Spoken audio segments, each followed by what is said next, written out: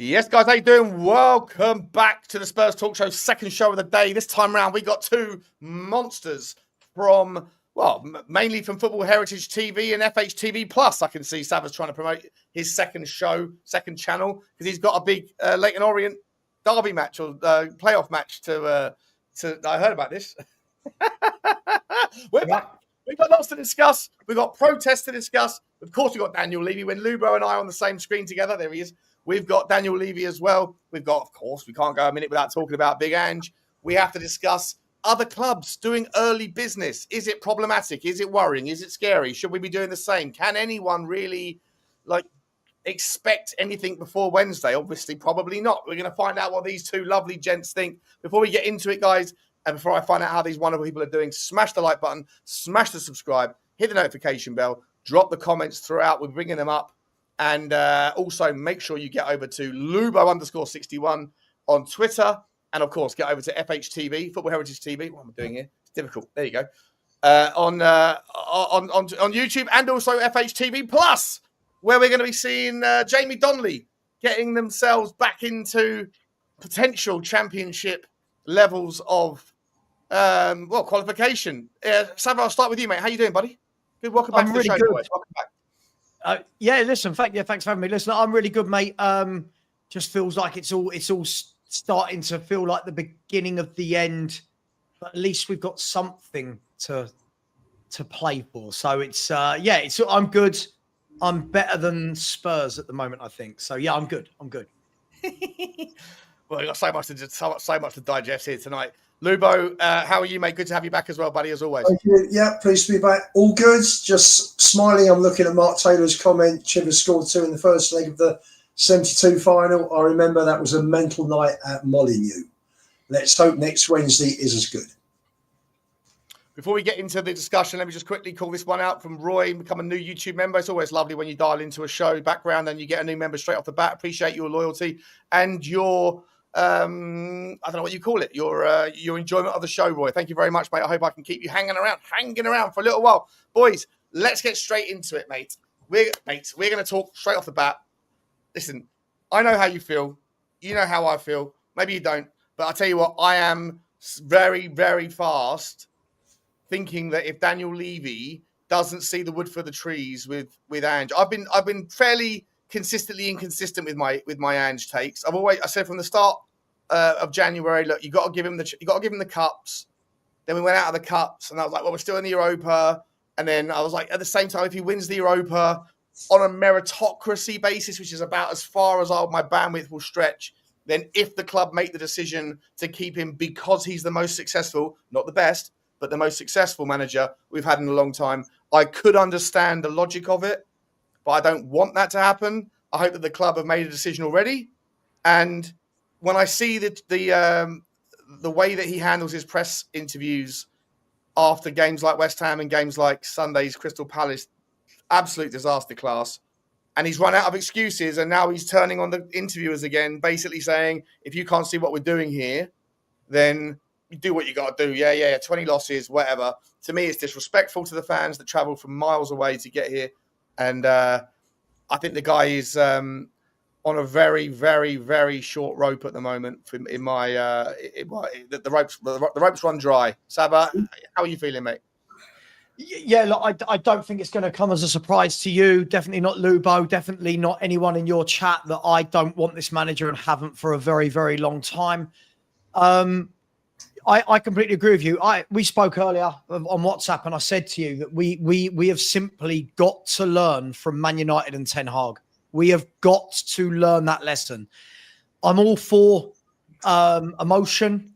I'm all for praising if he wins it, but we've got to learn. This guy has shown for 2 years now he can't cope in the Premier League. There's no coaching going on. There's no there's no fight from him. Like, I get it. A lot of people will say to me, oh, Savva, how can you want this man out if he wins us the Europa League? He'll be the most successful. And quite simply, for me, beating Alkmaar, Frankfurt and Bodo Glimt to win a Europa League final doesn't outweigh Sean the damage he's done for 2 years at Tottenham. We have gone worse and worse and worse. I've got every stat, every fact. I've got every.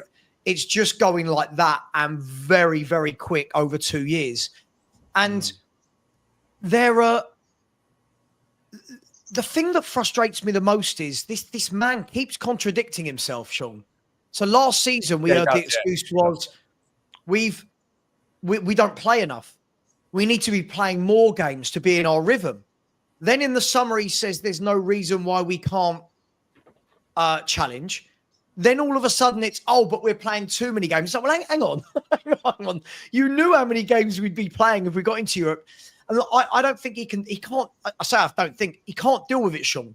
We've seen that he can, every now and then, Frankfurt second half, Bodo Glimt second half, he can mix it up, go defensive and get through in Europe against these poor teams.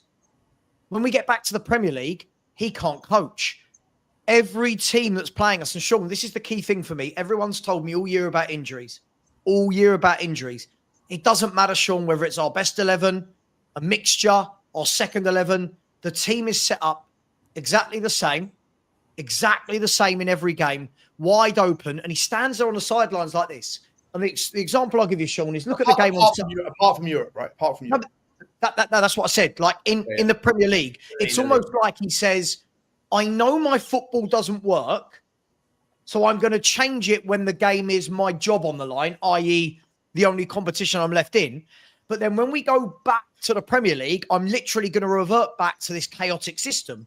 And Sunday against Palace, have you ever seen a fullback or a wingback, as in, I'm talking about Munoz, have as much space and time? And at no stage does Ange say, do you know what, Jed? Don't invert. Munoz has got loads of space. Just drop back 10. We don't do anything. We play wide open time and time again. And then I get told he's a good coach. In his second year, he's going to adapt. For me, he's not adapted anything. I don't think I genuinely just don't think he's a good coach. And if that makes me a horrible fan, then I'm a horrible fan. I just think he's an awful football coach. I'm so sorry.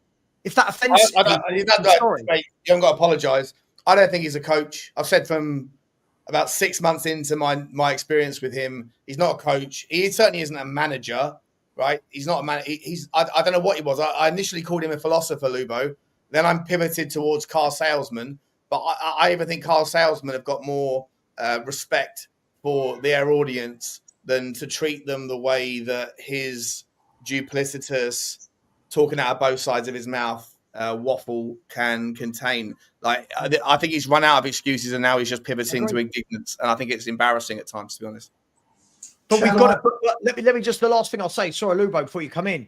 But as I've said, he's got to win the Europa League. I keep hearing this narrative, Sean, that I don't want Spurs to win the Europa League. I've said to you, I've said to Lubo, to anyone that will listen, we absolutely have to win the Europa League. This isn't my love for Tottenham is greater than my dislike of the manager, right? Of course, yeah. For me, win it. Say thank you very much. Listen, I think he's had a very nice run. I think deep down, if he did an autobiography in 10, 15 years, I think deep down he'll recognise he should be winning with the run he's had. I don't think he's had to face anybody. Frankfurt are decent, but there's Savva, I couldn't agree more. Last thing I'll say before I let you finish your point, and then I'll let Luba come in. Like, if you, at the start of the season, if you were told that you'd be in the Europa League final as a Tottenham fan, having not won a trophy of that caliber for 40 years, and all you have to do to lift that trophy is play 90 minutes of football against a team that you have beaten 3 times this season and who are 16th in the league, you'd bite your hand off. So I don't really understand why everyone is so, like, sort of pessimistic about our opportunity, even with Ange. I think we're going to win it. I know you're not. But I mean, we're going to win it. The comments, like the people that I stream with a lot more often, it's like sometimes people think that we're playing against prime Real Madrid. They had there was the same narrative against Bodo. I was like, this is Bodo. Come on now, what are we doing here? And then as soon as we beat Bodo, it's Bodo. I was like, well, you weren't saying that before the game, and now you're saying it's Man United. And I'm like, yeah, but after the game. Yeah, you won't be saying, you'll be like, yeah, it's Man United. Like, what is it? Are you confident or otherwise? I know you believe, Savva, that we're going to do I know, it. but the thing is, Sean, what you get a lot is like already, like, listen, a big up to everyone in your chat. I know when I come to certain channels, I'm going to get right.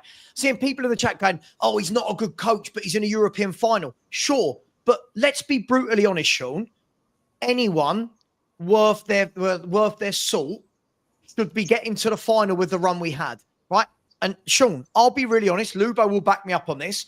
I said I think Bilbao will win this Europa League. However, when I saw the route we had to the final, I turned around and I said, "This is written in the stars. This is written in the stars. If ever somebody was saying this is a great chance to win a trophy," and I'm not knocking him for that. I'm not knocking him. Win it. I will say thank you very much. I appreciate what you've done.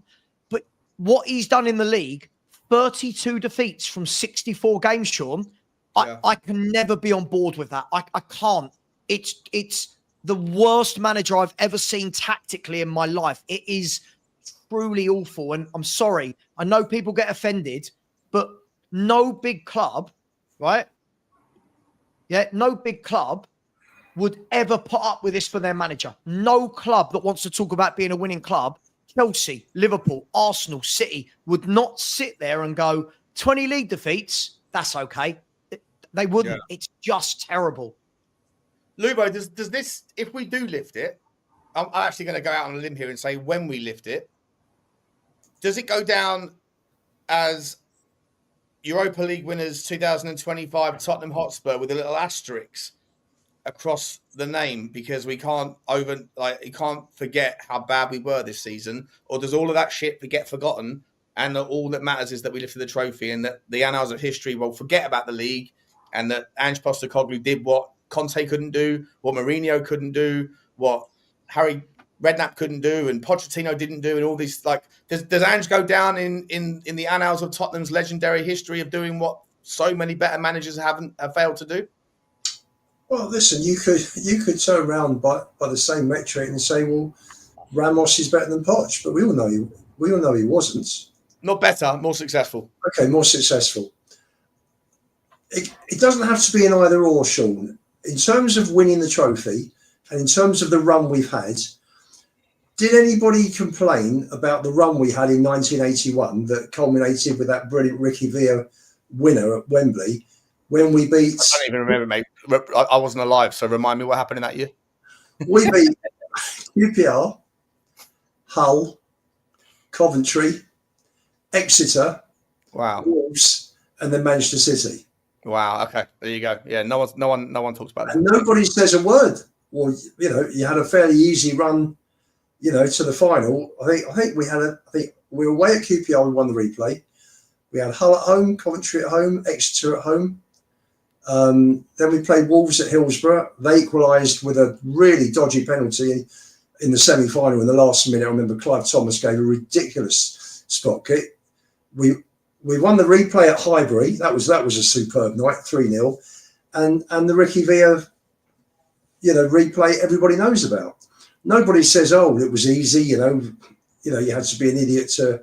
Nobody said, well, Birkinshaw, it had to be an idiot to win that. So if we win it, fantastic. Well done, Ange. But then you move on and you say, okay, we've won a European competition. We should have been one of the favourites because we finished fifth in one of the best leagues in Europe. So you look at Spurs and Man United and think they would be two of the favourites to win the trophy because the Premier League is strong. May not be the best, but it is a strong league. And strongest league by an absolute country mile, isn't it? No, I don't know. I'm not sure about it. I think Spain and Italy are up there with the Premier League. I think they're a better technical player. But that's another story. Just want to finish what I was saying here. Yeah, I'm looking on here, about Ange is going to win a trophy, blah blah blah. Guys, to all of you on here who are Ange in, let me ask you a question. You have watched the team for the last 2 years. Since the Chelsea game on November the 6th, 2023, we played 64 games. We've lost 32. We are wide open as a unit. There is no coaching. There's no system. We don't have leaders. We have 7 goalkeepers, including Keeley, who's on loan. We have God knows how many wingers. The transfer policy that Ange signs off on is crazy. You've got Werner, Tell, Son, Yang, Mikey Moore, all on the left-hand side. We don't have a proper backup for Udogie, because Spence for me is a right back, not a left back. But Spence fills in because we've got no backup, and he doesn't rate Reggie on when he's motivated. Yeah, and well, I think that's again another story. But you've got to look at it and you've got to think, great. If we win, absolutely fantastic. I've been following Spurs home and away for the best part of 60 years. So I'll be over the moon. It'll be a fantastic night for me personally. For me, football is about moments and memories, and this will be a big one for me. We haven't had one for 17 years. Yeah. So I'm not going to diminish it and say, well, it was an easy run. You get drawn against who, you play who you're drawn against, and, finish. If we win it, then fantastic. But having seen the league form, knowing that we're going into the Champions League, your question is, can Ange take us on from a Europa League win? And based on what I've seen for the last 2 years, and if people on here who are Ange in, if you think back over the last 2 seasons, and we're not talking about a Europa League run here, let's talk about the bread and butter that is the Football League. And, as I say, we've lost 32 of the last 64 games. If it wasn't Ange, if for argument's sake it was Marco Silva, would you be accepting? Because for some reason Ange has a cult and he sort of won everybody over, because he's gone from what was a perceived Conte pragmatic, boring way of football to the complete extreme, the other way, where he just goes gung ho and there's no balance. Can I ask you a question? How can Ange take us forward? And that's the question I want to ask. Does anybody seriously think that he's going to take us forward, that we're going to challenge, we're going to make a fist of it in the Champions League next year, that we're going to be up challenging for the top 4? Seriously? This is a guy this is a guy that picked Johnson over Kudus, right? Picked Solanke for a system. Solanke's done really well in his 1 year at Bournemouth. Nothing like Ange doesn't play. Oh, no, hold up. If we're going to have a debate tonight, I guess it's going to be about Solanke, mate, because I think Solanke's No, Solanke, Sean. No. Can I just go on from what you're saying, Lubo? Right? What I don't understand, and again, I try and have this conversation calmly with people, but I just get called, Savva will go running when we win the trophy. I don't know why. I've said we're going to win it. I don't know why I'm going to go running. I've said we're going to win it. Right? What I don't understand is this. They're just winding you up. No, I know, but let's bring it back to what Lubo's point was. Sure, Spurs win the Europa League. Great. We've won the Europa League. Does beating Bodo, Frankfurt and Alkmaar and a terrible Man United team, does that give everybody the confidence that suddenly what we've been seeing for 2 years in the league, suddenly Ange drops that and starts coaching properly? Because the question you've got to ask yourself is this. Next year, like all the fans this year that have gone, the league doesn't matter and, we can't play 2 games a week. Well, these were all the same fans like me that wanted Europe. Don't want Europe and then complain you've got 2 games a week. That doesn't work. Big clubs play in Europe and in the league. No, but that to me is that's the number one reason why he has to go. Sorry, Savva. I agree, but that's the point I'm getting at, Sean. Right? My point is, if right, we are Rodrigo in the chat. Give it a rest, mate. I've been invited onto a show to talk, and you're calling me a narcissist. Come on, man. Give me a break, man. Everyone, this is the first show of a new series. Really appreciate. Rodrigo, I haven't seen you before, mate. So I don't know if you're new around here, but like either way, come on. This channel's like respectful debate. Attack the argument of the person, please. That's the rules here. So otherwise, I'll time you out. Last chance, or I'll time you out. Okay. So for me, I look at it and say to all these people, yes, he would have won a trophy, and yes, we can say it's the aim of elite sport. Cool, but do we trust this manager that suddenly, because he's won this, now we're in the Champions League? That suddenly we go into next season and we don't see the kamikaze tactics. We don't see the form that's that's lost us 32 games and 64 points. He's got the lowest points per game ratio of any manager in our 143-year history. So when people are talking to me about the Europa League, sure, park that for 1 second. Factually now, Sean, he is the worst manager this season in our 143-year history. But that just gets swept under the carpet. So I'm asking you guys, everyone in the chat, I'm asking Sean, I'm asking Lubo, is he the guy that we see goes into next season and suddenly, because we've won one game against Man United, suddenly we go, oh my God, look at the coaching, look at the tactics, look how he's integrated the young players. It's not going to change. This will be our Erik ten Hag moment. I think it'll be worse than Erik ten Hag, because Erik ten Hag wasn't doing that badly before he got sacked. I tried to be as balanced as possible and come in with a devil's advocate as much as I can. We've even got a show called The Devil's Advocate, but of late, I've had to flip-flop, or whatever you want to call it. New information allows you to change your open mind towards a new direction. I'm always open-minded to people's opinions and stuff, but recently I look at the way that he's handled the losses to West Ham, dismissed it as irrelevant. The way he handled the interviewer for the Palace game, it was indignant, it was arrogant, it was dismissive. And if he's sincere, and like I say, I don't take him on his word, because I think that his word is double talk a lot of the time. It has proven to be. But for what it's worth, he literally said, if you can't understand that there's consequences to being in Europe at this time of the season, then I don't know what to tell you. I am paraphrasing, but that's essentially the kind of grift that he's pushing now. He's run out of excuses. He can't use the injuries thing. He can't use the stonecutter analogy. He can't use the wait until we get. He's run out of his excuses, and now he's just turned to this. If you don't understand it, then go and write your headlines, whatever.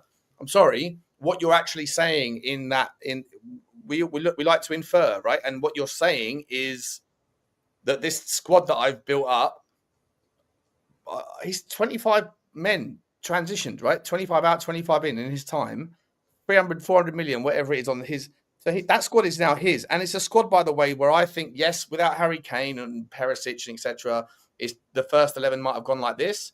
But the B squad or whatever has done this. I think there's nowhere near as big a drop off. And he plays those players. He hasn't got the words to motivate them. And if he sits there and dismisses it and says, essentially, you can't, if we go deep in Europe, then you can't expect anything but losses in the league. You're not cut out for this level of football. You're not cut out for it. So, I'm now moving away from on meritocracy. Sorry, I'm sticking with the meritocracy, but on the merit of what you have said. If Tottenham want to go here, and your excuse is playing twice a week, we can't expect anything other than losses in the league against teams like Crystal Palace and West Ham, then you're not good enough. You're not good enough. So, we all knew you're not good enough anyway. Most of us did. Most of us were thinking it. But now you've said it yourself. That's reading between the lines. That's what you're saying. Do not expect anything else other than losses in the league if we have deep runs in Europe. And on that basis, sorry, mate, I don't care if you win. I don't care if you are Australia's sweetheart. There's levels and you're just not at it. And I think that's becoming entirely clear. For what it's worth, Lubo, Ornstein's come out tonight and essentially has said, as far as he's aware, that the decision's done and he's not going to be here regardless of the win. So maybe that explains the indignance. I don't know.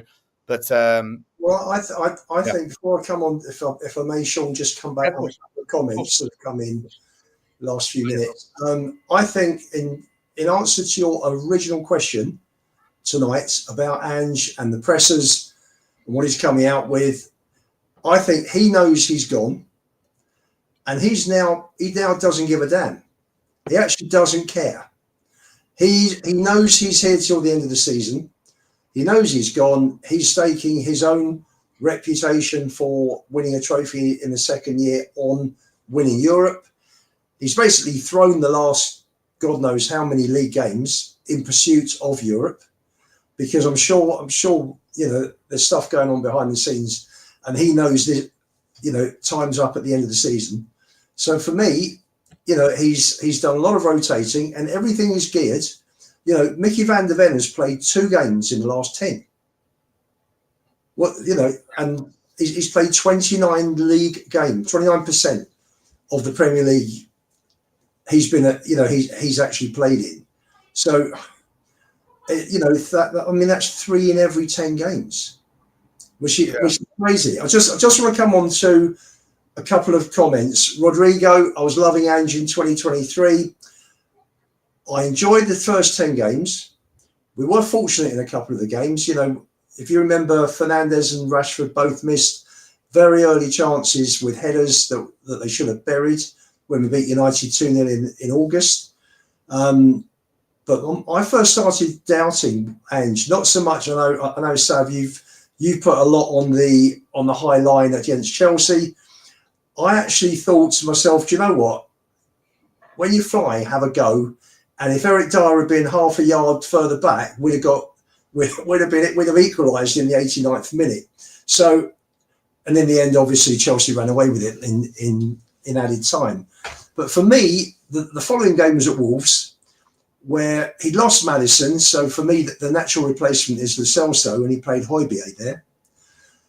He should have brought in Davis, obviously, for Van der Ven. And for Romero, instead of bringing in Phillips, he brought Dyer, who we knew then had no future at the club. Now, you bought Phillips. He sat on the bench for 2 or 3 months. It's coming up to your 6-7 weeks before the transfer window. Throw him in. Let's see how Phillips does. And if he'd have come through, it's all ifs because we'll never know. It's all hypothetical. If you give a kid a chance and he comes through, we wouldn't have needed to spend the money on Dragusin, and we could have had the money for something else. But no, he didn't play Phillips. He played Dyer with Davis. And even when Wolves were pushing and putting pressure on, they were 1 down from, I think, Johnson scored in the 3rd minute. Got to the 85th minute, bring Phillips on. Play a back 5. No, leaves Phillips out. Dyer and Davis were tiring. Wolves scored 2 goals in the 7 minutes of added time. Move forward a couple of weeks. We're losing to Villa, I think it was. We were 2-1 down. What does he do? 70 minutes. Lo Celso's run out of steam. Does he bring on Donnelly? No. We need a goal. He brings on Skip. And he did exactly the same thing against West Ham a week or 2 later. Then move on to the match just after Christmas against Brighton. He puts Emerson and Davis in the back 4. And they got absolutely ripped to pieces. We were 2 down at half time. Brighton had hit the post twice. Vicario had made 3 great saves. We really could have been 7 down. They ripped us to pieces, even more than Palace did on Sunday. And stood there with his hands in his pockets and did nothing. And I'm looking at that. And that was the moment at half time when he did nothing and he didn't change anything either, that I thought, you know what? This guy hasn't got the nous. Like when Mourinho against Olympiacos in the Champions League, we're 2 down on 28 minutes, Dyer's off. Changed it round, we won 4-2. That's a proper manager. I'm sorry, and his selections have been poor. His treatment of kids has been poor. Even recently, Spence had 2 or 3 really good months. As soon as Udogie is fit, Spence is out. What does that tell you? That means there's no competition. I'll use you when I need you, not when I want you, sort of thing. Yeah, that's right. There's no competition for places. So, isn't it strange though? Don't you find it strange? Like, I always use this example when we're talking about players. When we talk about who we think's a top player or not. If a player is a real top player, do you agree with me, guys? No one debates that player is a real top player. No one debated that Van der Vaart was a top footballer. No one debated Bale, Van Vertonghen we all went top players. And we do that with footballers, right? If there's a player that's 50-50 with the fans, there's a reason. There's a reason, right? There's something that's not there. That's where we're at with the manager.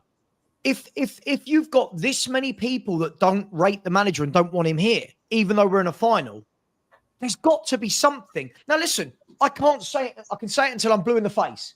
I think we're going to win the final. I think the stars have aligned, and I think this manager has had so much luck, it's unreal. But You have to look at the bigger picture. We win that. We get Champions League, right? Is Ange the guy you want to say, these are the tactics? This is the guy we want to give 100. I don't know. I'm just making this up. 150 million, 200 million of Champions League revenue for this summer. You know, we're going to sell a few. Is this the guy you say, because you won in a cup, that we want your league tactics for another year with another 200 million? Because United did this with Ten Hag. They won. If they hadn't beaten Man City, Ten Hag would not be in that job, and a new manager would have had the summer to implement their players and their ideas. Well, like Amorim, who needed that money spent to restructure for a back three, right? Listen, I think we're all in agreement, right? So about Ange, right? There's no point in we can spend another half an hour all giving more reasons as to why we feel that Ange isn't the guy. I like to think about the solutions, not the problems. And so if we can all just sort of agree that we all think that Ange is, win or lose, hopefully win, but regardless, he has to go. But he is a problem. So there's solutions to that problem we need to discuss. Sure. And obviously we also need to talk about what some of you guys, a lot of people in the chat think is another bigger problem. Savva, you mentioned bigger picture. There's also the idea of the ownership. And I don't want to spend too much on this as well. But, Luba, I know when you come on the channel, I know you want to sort of talk about the passion project that you have, which is, so we're going to park the manager for a minute. We're going to circle back towards how we move forward, regardless with the manager. With regards to the owner, there was a protest on Sunday, Lubo. I was there. I think like you said on the previous show with Savva, I'm one of the 100 people or whatever that's been to all three protests. Yes. I'll always support protests. You got the season ticket, mate. Listen. I don't feel the same way that you do about the owner. I don't feel the same way about many people about the owner, clearly. Yeah. And I think that, for what it's worth, the fact that there was 2,500 people that turned up to the first protest for change for Tottenham following, or before the Liverpool game, following disaster in the league, and before the semi-finals of the cups, the domestic cups were figured out. And then as soon as we get through Bodo Glimt, to Savva's point, not exactly the toughest decision or toughest opposition for a semi-final of a major, but we get through, and it was back to square one, wasn't it, Lubo? There was 50 people there, 60, 70, whatever. I'm not going to nickel and dime on the numbers, but it wasn't great. I said before the game that I actually thought that the protest organisers were between a rock and a hard place. Definitely. In that they couldn't really win, right? They were going to be, if they cancelled the whole thing, with the benefit of hindsight, they probably should have done. But with if they cancelled the whole thing, they would have had the hardcore Levy out as saying you're fair weather protesters, and if they'd gone ahead with the whole thing, then they would have had the Johnny Come Lately saying, read the room. As it probably stood, they probably would have had their best numbers. Given the fact that everybody at the game was waiting for a drink, halftime walkout wasn't really going to be a walkout, but people were just waiting for a drink. That would have been the best way to interpret the numbers. But as it was, we went and saw 50 or 60 people. Does the whole protest thing about Daniel Levy disappear if Tottenham win the league, the trophy? Sorry. Based on what I've seen, and based on my feelings that he's just not run the football side correctly since day one. And where he's done well, he's fallen on his feet fortuitously, i.e. Poch, Van Gaal had the job, then went back on his word when United came calling, so Poch came in. Okay, full marks to him. He got his number two choice. So, he did okay getting that. That got you, didn't it, Lumo? Hang on. There you go. There's Daniel. It's like looking in the mirror. God forbid. I said, I mentioned earlier, if he had half a clue, he'd look at. You come into a big club like this. He's had Glasgow Rangers, who are massive as well. Let's say a big club in a big league. so that Rangers fans aren't offended. Because he had Sparta Prague, and I think there might have been an Italian club possibly that ENIC had. But Spurs is like, this is where they saw their payday. I was told when they came in, the exit plan was to make their big bucks with Tottenham. So they got rid of all the other football clubs and they've taken Spurs on. If you do a job properly, you can't. Wait. What? They got rid of all the other football clubs in their pyramid to take care of Tottenham. Rangers, they sold Rangers, they sold Vicenza. They had to. Yeah. And Spurs is their cash cow. This was the big exit plan. It's a big club. So I understand that. History, bro. You're rewriting history. They had to sell. They had to divest their other shares because of the UEFA rule. That was like they didn't. Right, but I was told soon after they started that they see Spurs as the big. This is the big one for them, which I fully agree with. It's a massive club for me. What he should have done, he should have actually got somebody in who knows what he's talking about football-wise. Had a look, right, how are we gonna frame this? How are we gonna build this club? We're looking to be in for the long term. How are we gonna build it? Let's not go too mad. Let's talk about short-term plan, how we next couple of years. Let's talk where we want to be in 5 years, where we want to be in 10 years. Who are the successful clubs in Europe who have an ethos and stick with it and don't flip-flop all over the place, i.e. like a Poch to a Mourinho, to a Nuno, to a Conte on to Ange, that sort of flip-flopping. So they should have actually gone across, looked at Ajax, looked at the way Ajax run their club, look at the ethos, look at the way they play football. Ajax now, though, mate. Sorry? Look at Ajax now. Yeah, they're going to win the league in a week or two's time, Sean. Again. But the point I'm making is that this is a successful team that have been successful now for probably 50 odd years plus. I think they won the European Cup 3 years in 3 years running in the 70s, and they've continued to dominate Dutch football. So just using that as an example, they brought in legends who know the club, know the DNA of the club, know the ethos of the club, and have come in and have set up the whole thing. They've got the academy playing the right way. The pathway into the first team is there. I know Dutch football hasn't got the same money as other bigger European leagues. So also Ajax has the draw, right? Ajax has the draw in Holland. That's the draw. That's right. 14-year-old and Ajax come calling. He's going to go to Ajax, right? That's right. So look at a successful club. And Savva said to me earlier, what would you do now? I said, well, if Daniel Levy called me in, I would say, right, let's get some legends in who understand and know the club. Let's get Hoddle in. Let's get Perryman in. You've got Ledley King, you've got Ardiles on the payroll already. So there's a great start. There's 4 players there who know the club. What? Just because they're good players doesn't mean they're good. They're good. No. But I'm talking about you're going to pick top coaches that are going to implement the way you want to play. So if they know where you're going, they know the style of the football, etc. They know the sort of people that you bring in. You don't bring Mourinho in, who plays a pragmatic way, if you want to play attacking football. If you want to play Poch style football, Ange is way over he's like so much more extreme than Poch. He's one way, Mourinho's the other way. Ange is Bonnie Blue in a Football Manager, isn't he? Ange is just like, we're as wide open as could be. Everyone come and have a go at us. Everyone come and have a go at us. That's what Ange is. Sorry. Sean, get people in who understand. Bonnie Blue, mate. Yeah. Love that. No, listen, Ian. I mean, I hear you get my drift, don't you? Your gist, but at the same time, like, I went to the Tunnel Club and I met Ian Dawson, I met Ledley King, I met Gus Poyet, I met these guys, and I was asking them about what's the right way for Tottenham.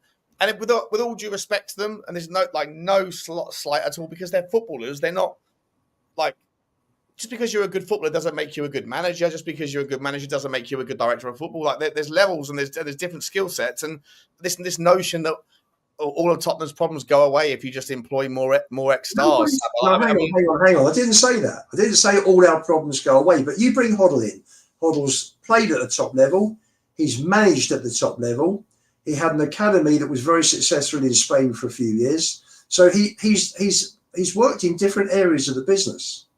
So you've got to say great. Yeah, I don't know. You've got a really Ben Hoddle's got an ego bigger than Daniel Levy, hasn't he? Like, what are we doing here?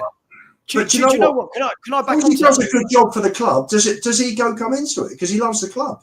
He's been a Spurs fan all his life. That's what you want. Daniel Levy. What does Scott Munn know about Tottenham Hotspur? Seriously.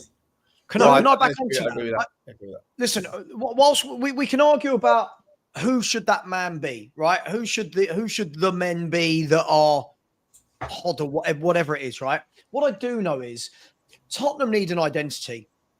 Daniel Levy needs to bring in somebody who is given full reins, whether that's Paratici, and it looks like it is, right? That comes in and is said, go and build, right? But more important than this, and I said this to you, Lubo, on a show a couple of hours ago, whatever the plan is, whatever you're going to implement, and it can't be this gung-ho, Ange style. That's not implementing a club philosophy. That is absolutely crazy. No other manager would come in and go, you know what? Keep playing how you've been playing, wide open, right? What we need, for me, is somebody that talks to the fans. We need somebody that comes in, and if it is Paratici, turns around and says, do you know what, guys? This is what I want to implement. However, it's going to take 2 to 3 years. This is going to be phase one. So I know phases and we take the piss out of Arsenal. This is what we're going to do. In year one, this is what we're going to do. We're going to buy 3 or 4 senior players. And then behind that, we're going to start blooding through the Donnellys, the Moores, the blah, blah, the Vuskovics, blah, blah, blah. Be patient with us. This isn't going to happen in 1 year. But we don't talk. We don't know. Give me communication. Because Henry and Johnny were saying this earlier. Massively.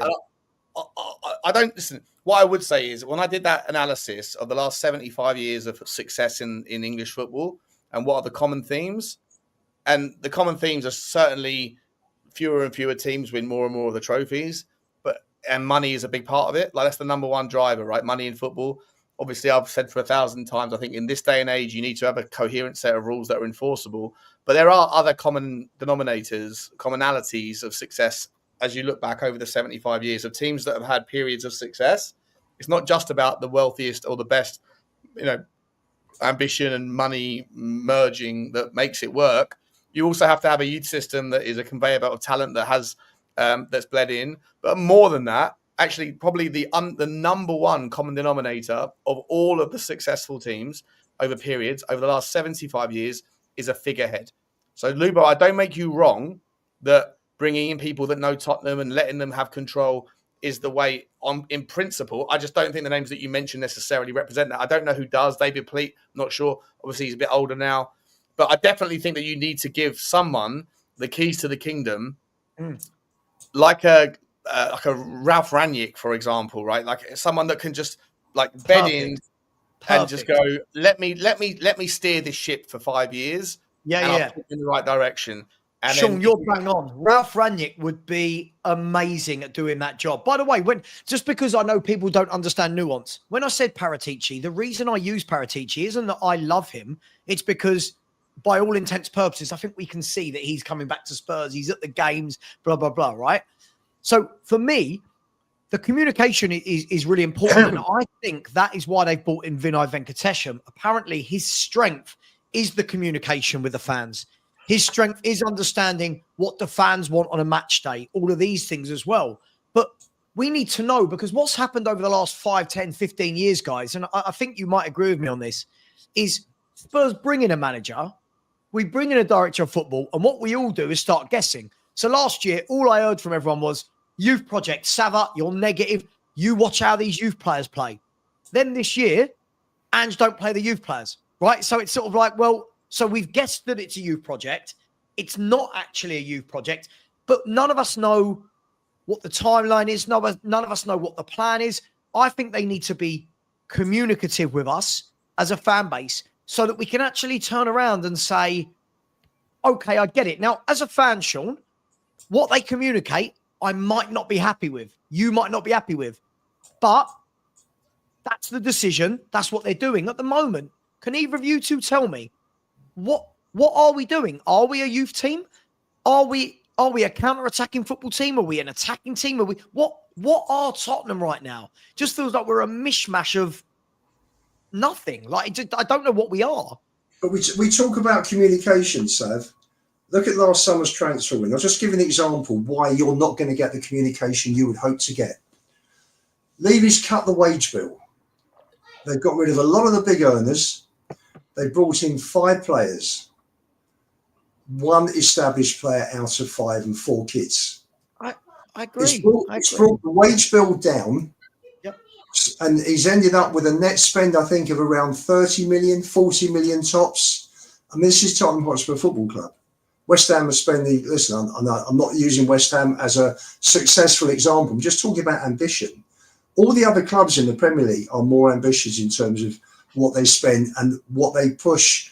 You know, they know FFP or PSO, whatever it is, but they push the boundaries a lot further than Tottenham do in all ways. There's no way that the owners are going to come out and say, well, I'm really sorry, guys, but we've only bought 1 established player this summer because we're looking to bring the wage bill down to make the figures look better because we're looking for investment and we want more money for the club. No owners are ever going to say that. So you're not going to get that communication from the club. But, you know, people that are looking at it who understand football to a degree. Have we heard anything? We've not heard a thing from Scott Munn, have we? Not a thing. He did one interview with Optus. I don't know what he does. Yeah, I don't know who he is, what he does. Nothing.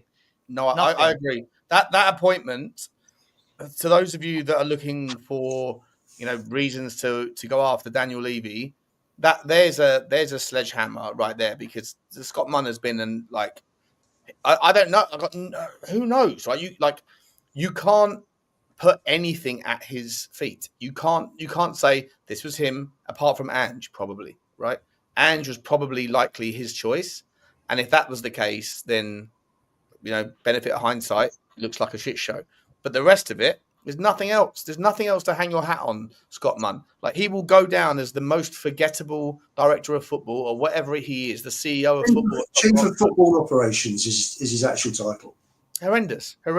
Whereas Paratici, you see a little bit more from, but you certainly, with regards to media relations, you can pick up things. If you're reading between the lines, you can see that he's a plate spinner, and at least you can get some indication of what the intent is by the amount of rumors that are out there. Even if 8 of them are bullshit, if 2 of them are right, at least you know that if he's a football man, Sean. He's a football man with a little black book of contacts.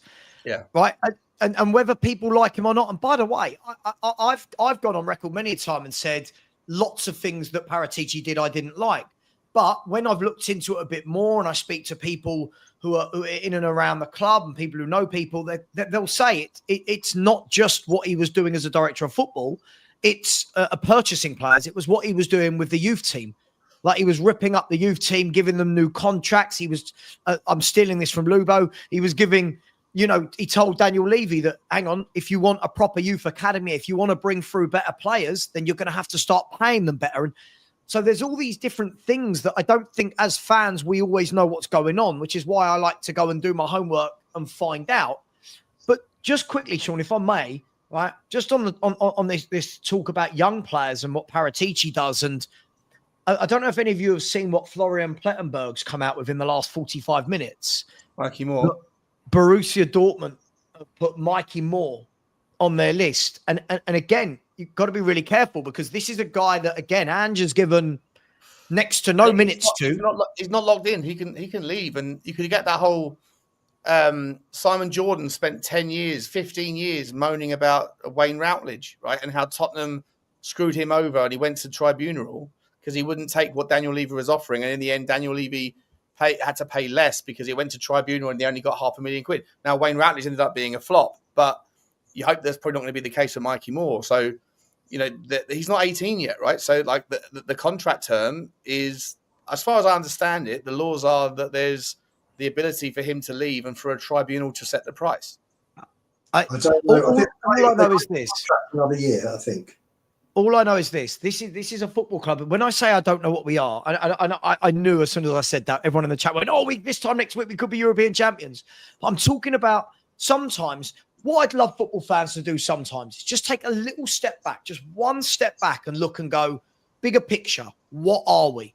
No football fan, no Spurs fan can tell me what we are as a team. No one could tell me because we're not an attacking team anymore. We're not counter-attacking. We're not pressing. We're not defensive, right? My worry is this. This year, the club have brought in 2 players, right? Subpar players that have stopped Mikey Moore getting minutes. Now, again, Sean, I'm going to caveat this. I'm not sitting here and going, "Oh, hail Mikey Moore, generational. He's going to be the greatest footballer that's ever lived." But He certainly is generational. We've brought in Werner and Tell. Now, if you look at the amount of minutes between Werner and Tell this season, imagine Mikey Moore had that and had blossomed, had gained that experience, gained that game time. And bearing in mind, Tell and Werner have offered, if we're going to be brutally honest, next to nothing. But that's what Spurs do. We're told. Disagree. Well, you could disagree, but the facts are there. I mean, the stats are there, but the facts are. I think the facts are like the stats and facts not necessarily the same thing. And I think that because the context is baked in. For me, I know this isn't going to satisfy you, but I look at someone in Matisse Tell, not so much Udogie yet, but with Matisse Tell, I see a guy that has what I call like the X factor, what you're looking for in moments when there's nothing on the line. But there's nothing when everybody else isn't up for it, and there's a player on the pitch who is. It was the same thing I saw in Lucas Berghvall. And to be entirely honest, whilst I'm going to be honest here, I said the same thing about Archie Gray, and Archie Gray hasn't materialised as the season's gone on to become quite as. I know this is going to annoy Lubo, but no, he hasn't. I look at Archie Gray, and I thought he's not the same level as Berghvall is. No, I don't think he is. I think Archie Gray. That's what he said. He said he's not. He said he's not. Sorry, he said he's not. Sorry, yeah, 100%. I think he's not. With Archie Gray, I saw a guy and I was like, yeah, love that. He's got it. He's ready. Turned out he isn't ready, in my opinion. He's not ready. And I think in the moments when he gets the chance, I'm not even going to judge him on the Liverpool game because I think he was thrown to the wolves a little bit.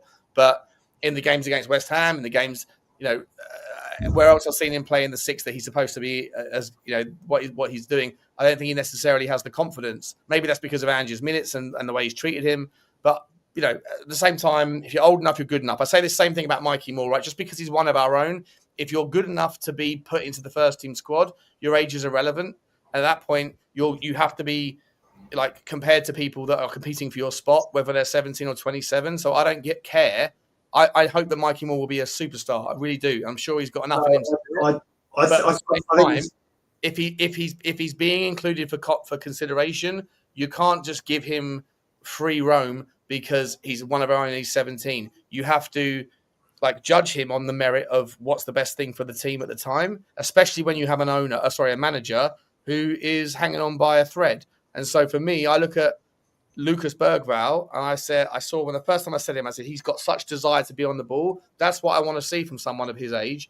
I don't care if he makes mistakes. The fact that he wants to be on the ball as much as he does tells me something. Matisse Tell, I know he hasn't delivered the output.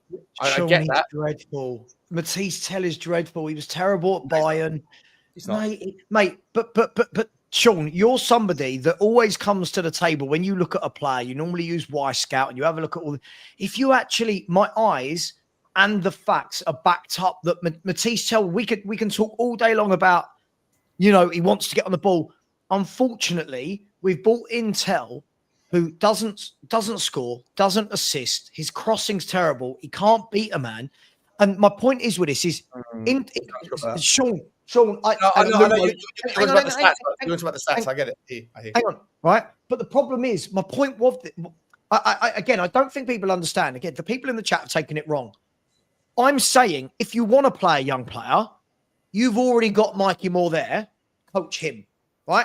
You've already got Mikey Moore there, coach that guy, right? You've already got Udogie, coach that guy. But what Spurs have gone and done is we've gone and bought another young winger who needs coaching. I mean, Tell desperately needs coaching. The Spurs have gone and got that bloke on loan to help us immediately, and it's not really helped us. what we needed instead of Tell. John Sure, Kramer, mate, dude, you've got to calm down, mate. Listen, dude, I come on these shows. I've given up my evenings, mate, with my wife, right? And all you've done, you've called me a flat earther, like you've called me a narcissist, dude. It's just my opinion. Can you just calm down a little John, bit? I brought that comment up because I thought it was you having a crack at me. I think you are somehow having a crack at me, but I didn't read the rest of it. I'm not sure what you're saying. But it's been all night. Just calm down. Imagine we all had the same opinion. It would be horrible, and you wouldn't want to watch these shows. Can we just calm down? Or it's important, It's important to have different opinions. But yeah, look, I don't agree with Savva about Matisse Tell, and like maybe he's right. The stats do support his argument more than mine. I just, by the way, Y Scout tool is not just a stat-based thing; it's also a footage thing where you can dial into every little department of their game and look at like every time they get the ball in isolation, 6-second clips, thousands of them, and then see what they do, and you can zoom in on whatever you want to look at and go, you know, is he good enough of a sample size at crossing or whatever your thing is? And I do use Y Scout, and I look at Matisse Tell, and I just don't agree with you. But I can't support the argument by saying, look at the stats, because the stats don't support my argument. And so maybe I'm just going on gut here. Probably. Let me ask you this, about Tell. I see a player there, and I think that he's got it. And I'm not saying that we pay 50 million for him. And I hear the argument that he's cop blocking Mikey Moore, etc. I hear that, completely hear it. We've got enough left wingers. I just see a player there that for the right price, it's worth a go. I'm not sure what the right price is. It certainly isn't. I would say I understand that, but again, I don't get it. We're going to fall back into the trap of doing what we normally do. It's always, I see something that for the future. Surely at Spurs now, guys, we've got 17 players that are 22 and under. Surely now we can say we've got the youngsters. We've got them. Let's be fair, right? If we're going to look at young wingers, if we're talking about buying Tell as well, you've got Mikey Moore. You've got Yang, right? You've got Odeberg. They're all 21 and under, right? That's three of them. You've got Donnelly coming back. I know he's not a winger, but you've got young Donnelly coming back, right? You're then going to have the likes of Vuskovic. You've got Archie Gray and Berghvall, who are 19. Surely the point I'm getting at, Sean, is rather than saying, okay, in 3 years, 2 years, Tell could be a really good player for 20 million now. Surely at this stage we go, right, well, we could be good in 2 years, but could we buy some players for now? Could we buy some players I hear you. for now? You know what I mean?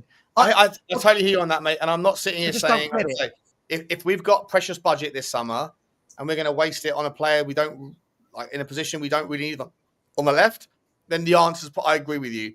But if you're telling me is he a terrible player, which is what I think you're saying.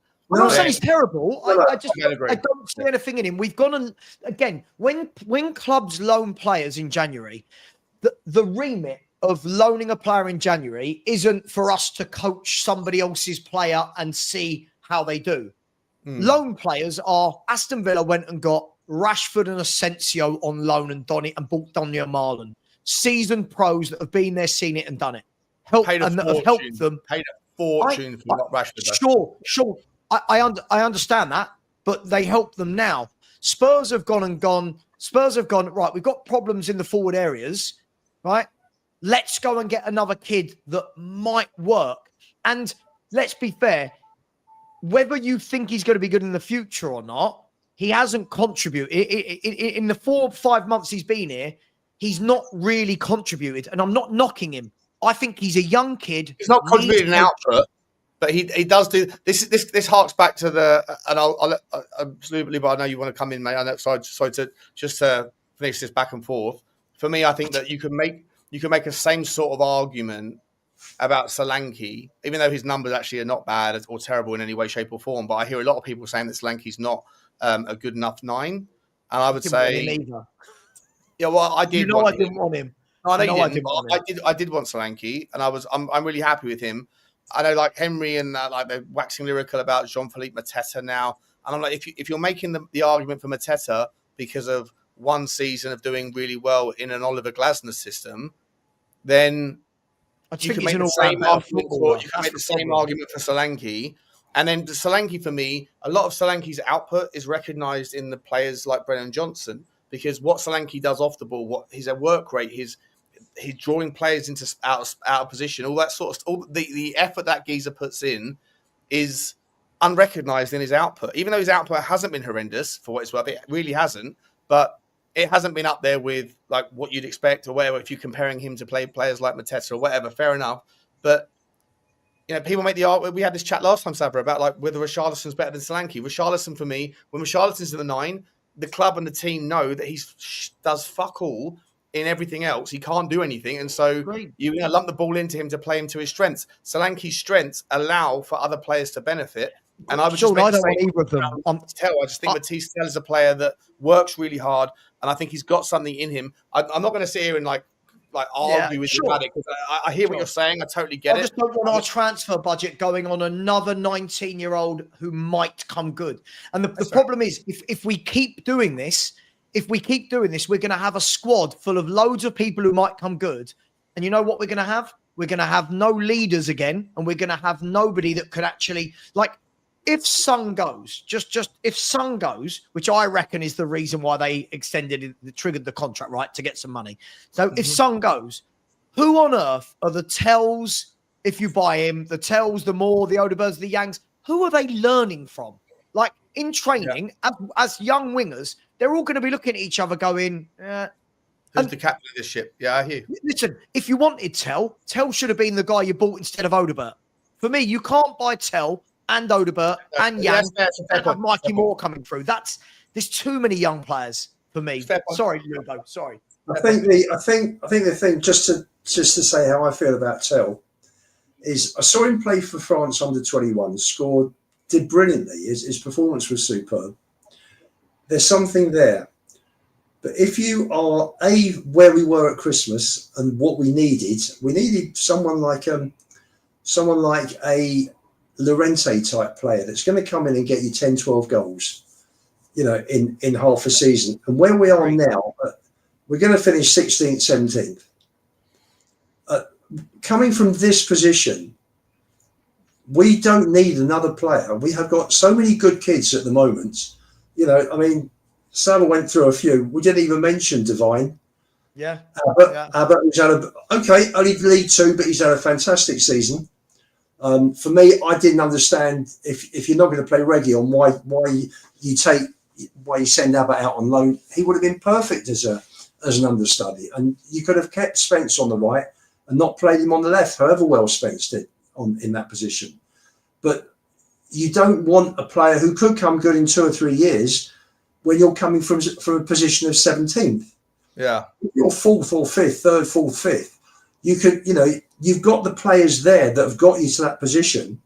You can bring a player in. You can have a punt on a player. But does that hark to the manager again, though, Lubo? Is that like is the manager wrong here? Have we got the wrong captain leading a specific ship? Oh, for sure. Well, Sonny was manager when Ange came in. He made him manager because Sonny was the one guy in between all the different groups within the dressing room. And Sonny got on with everybody, and he was the perfect person at that time to bring everybody together. Yeah, you had your South American clan with Romero, Benson Coy, you had Emerson, you had Celso, you had your Europeans, you had your Brits. And Sonny was the one guy that everybody loves. And to start with, for me, he's no captain. I personally, you want someone with a bit of fire, someone who is driven. And for me, regardless of his form or not, I would have had Romero, because I think in terms of being captain material, I think he's far better suited to being captain than Sonny. There's so much that's wrong, and I'm reading comments. And listen, at the end of the day, we're all fans. Everyone's entitled to an opinion. Wouldn't it be boring if everybody agreed? And we're talking, and all the comments are saying, "Yeah, agreed." There'd be no back and forward at all. So that's why I avoid echo chambers. That's why I always have people on that feel different to me about certain things. Absolutely. So people like John Kramer fan, Ange has proven his doubters wrong. Every club he has been. John, Ange is superb as a manager up to a certain level. Where you're looking at Japan, Scotland, Australia, he is terrific. He's brought in players, particularly at Celtic, where they spend 60% of the money that's going in Scotland. He had the best players there. You know, if you give away 2 or 3 goals playing this way of football, you're going to score 4 or 5. He's done really well. Listen, the guy's not a loser. I was excited when he came to the club. I thought, great. I hadn't seen his football. I don't study Scottish football particularly. You look at it and you think, great. He's been successful in 3 countries. You're bringing in somebody who's won things. Great. Let's have a look at it. First 10 games, great, wonderful. You know, you can't complain. 26 out of 30. I think Mourinho got 23 when he was top for a short period. Ange has got 26. Wonderful. But it's how you deal with adversity that show any, you know, it's like in any relationship, when things are going well, it's easy. It just rolls. Soon as things start going wrong, you've got to think, hang on, how am I going to deal with this? How am I going to solve these problems? And because of that, if he wins the Europa, fantastic. But the way I break down Ange's performance as a manager, let's just talk about football and facts, is that when you look at our record against the top half of the table, I think we've got 8 points out of 18 or 19 games. We've got 29, 30 points from 17 or 18 games against the lower half of the table. So when you're playing these better teams that are better coached, better drilled, a lot of them have got players that we would like in our team as well, we're falling short. We're doing okay against clubs in the lower half. We just haven't done well enough. Otherwise, we'd be 11th or 12th. And when you look at the teams that we've beaten in the Europa, not many of them, bar maybe Frankfurt and maybe not even Rangers. For me, Frankfurt's the only team that would be in the top half.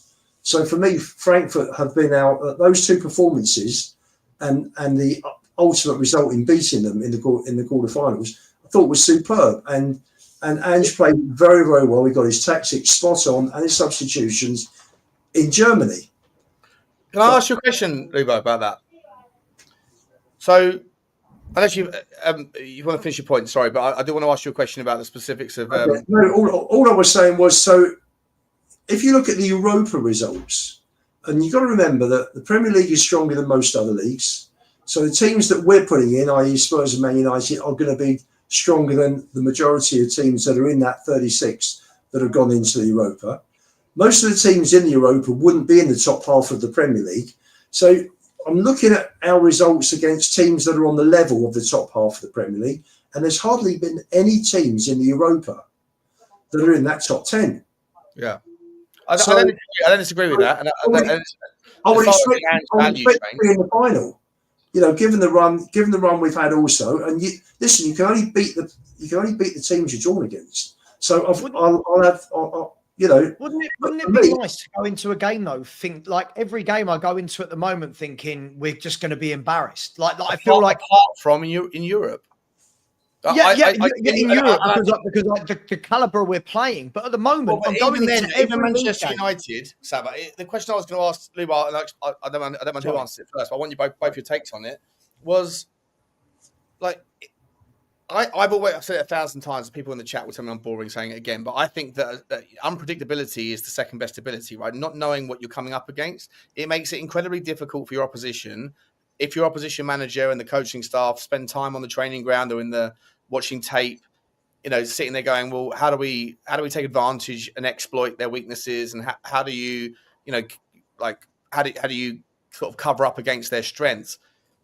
I feel like it's the one thing that I've got going into this game, which I think is positive, is that at least in the Europa League, and you even heard Knutson, the manager of Bodo, saying it on Thursday night, Tottenham surprised us, right? Like, when have you heard that this season anywhere else? You haven't, right? Yeah. Like, I just think that there's a value in the fact that Amorim doesn't know what version of Tottenham to expect in a one-off game in the Europa League. Is he going to go back to the version of Tottenham that beat them 3 times this season, right? Which was playing quote unquote Ange ball, whatever you want to call it, the kind of gung ho version. And we went 3-0 up or whatever it was against United and then conceded 2 stupid goals with Fraser Foster's mistakes, all that stuff. We've also beaten them at home and away in the league. Is that the version of Tottenham that's going to come out on Wednesday? Or is it the version of Tottenham that came out against Bodo in the first leg at home, which was disciplined and organised and patient? Or is it the version that was seen against Frankfurt away, which was resolute and defensive, and the same version of that we saw against on the plastic pitch. And I don't know what to expect. I have what I'd like to see. We can talk about that in a minute, what you guys want to see. But in terms of just the unpredictability of Ange's Europa League version of himself, I think that's an advantage to Tottenham, because we know what we're going to see from United. You know we're going to see a back three. You know we're going to see fullbacks that bomb forward. And you know you're going to see Bruno Fernandes playing in a false nine, coming deep and trying to pull the trigger. I don't know what Ange is going to do. And I talk all day, every day about Ange Postecoglou. So surely Ruben Amorim and his coaching staff can't spend too much time on the training ground this week practicing one version of Tottenham, which is for the first time in 2 years, something which is a good thing to say. We struggle against back threes. This is the thing. And I completely agree with you. I completely agree with you, right? Does Ange treat this as a Premier League game because it's English opposition, or does he treat it? Now, you've got two different things. Lubo and I talked about this a couple of times this week. Against Aston Villa, against Crystal Palace, I thought it was a perfect opportunity. Yeah. Perfect opportunity to put out more of the first team. Say, guys, this is what you're up against. This is how Man U play. Three at the back, wing backs bombing forward, and then a forward with two guys off him. I thought that was the perfect opportunity, right? Because Villa won't play like that. And in this rousing speech, Sean, everyone keeps saying, the speech he gave after, he said, we're going to use these. It was such a plant, by the way. Oh, of course it was. Of course it was. It's all well and good giving that speech when you've beaten Bodo Glimt. Yeah. I want to see the pre-recorded speech when you lose to Crystal Palace. But I want to see what must the speech be when you've lost 20 league games, when people are going, the players still love him and running through brick walls for him. Well, do they? Anyway, I digress. The point is this. He said he was going to use these two league games in that speech. He said, I'm using these two league games to get ready for the final. Then we get to Crystal Palace at home, 11, 12 days before the final, and he puts out a mixture of two or three first teamers and the rest not. I'm confused. That was the chance to say, hey, this is what we're going to be up against. You're going to be up against a back three that don't really move like Palace's, two wing backs that get up and down like Munoz and Mitchell, two in midfield, and then you've got Bruno Fernandes who will do the Eze type role. I thought it was such a good opportunity because we struggle, Sean, against back threes. This year, we have struggled to break down teams. And my worry is this. If he does the Premier League version of Spurs, Man United's wing-backs will get in. They will get in. So I think it needs to be a sort of hybrid of the two. But please do not invert. If you invert, Man United play with width. They will get in. I just hope he's got the... Yeah. I hear you. I'm rooting for the same. I want Tottenham to surprise Manchester United. Agreed. And I think that there is a value to what we've seen in the Europa League, Lubo, which is we don't play the same way we have done in the league. And the fact is that Amorim might be sitting there going, well, if we'd beaten Tottenham 3 times this season, like they've beaten us playing Ange ball, then you'd know they're probably going to do the Europa League version, which will be tucked in nice and tidy and neat and all that stuff, and then pounce and take advantage where they can. But the fact that Tottenham beat them 3 times, it's almost like a double-edged sword, because I think that Ange Postecoglou is going to say, well, based on the fact that we beat them 3 times in the league and in the Carabao Cup, then that justifies my kind of intention, my natural instinct to go and do Ange ball. But I think it is a double-edged sword in as much as I don't know what we're going to do on Wednesday. And if we don't know, I don't know if you know, Lubo, do you have a suspicion? But if you don't, then that can only be a good thing, because I don't know how much time United can practice for one version of Tottenham. Well, listen, we are short of creative players. So it's literally, you would expect, mind you, it was interesting. I was just reading, they're doing their best to get Berghvall fit for this. And there is a small chance that he may be there. Really? Yeah. Really? Yeah. I don't want 50% of anybody. Like, I need 100% of whatever we have, not 50% of anyone. No, I don't want. If Decky's even remotely like injured from what happened on the weekend, sorry, Sean, Go on it. the team he'll pick, we know Vicario, Romero, where are we? Porro, Romero, Van der Ven, Udogie. Your midfield is going to be Bissouma, Bentancur, and Kulu, and up front you're going to have Johnson, Solanke, and Son, and that is going to be your team for next Wednesday. Oh, okay, interesting. So, you think Sonny comes straight back in? Absolutely, and why wouldn't he? Are you okay with that? Why wouldn't he? Sorry, Tell's hardly been a success. Werner's not even in the squads. He doesn't trust Micky more. Who else has he got? He'll bring Sonny in. It's got Richalison. Yes, he could play. He could play Richie. I think if he starts Sonny, I don't disagree, by the way. And part of me is like, you give Sonny his chance, he scores a penalty or something, and we win the cup, and it's a brilliant way to say goodbye, and then we sell him in the summer for 20 million to Saudi. You can imagine that fairy tale, whatever. But on merit, which is what I generally lean into, he does not deserve to start at all, in any way, shape, or form. Sorry, I know that we might all disagree. Talking about Sonny, yeah. We've got to be very careful, Sean. I've got two schools of thought on the Son thing. One, I don't want another Harry Kane Champions League moment, right? So if he's fit, he needs to be fit. I.e., don't wrap him in cotton wool. He's got to play Friday night. He's got to get 90 minutes into his depth Friday night. And also do something, because when he came on against Palace, he did nothing. Yeah, he didn't look right. So there's that. The second thing is, and as much as I think Sonny's nowhere near, he's nowhere near the legend we know he is, right?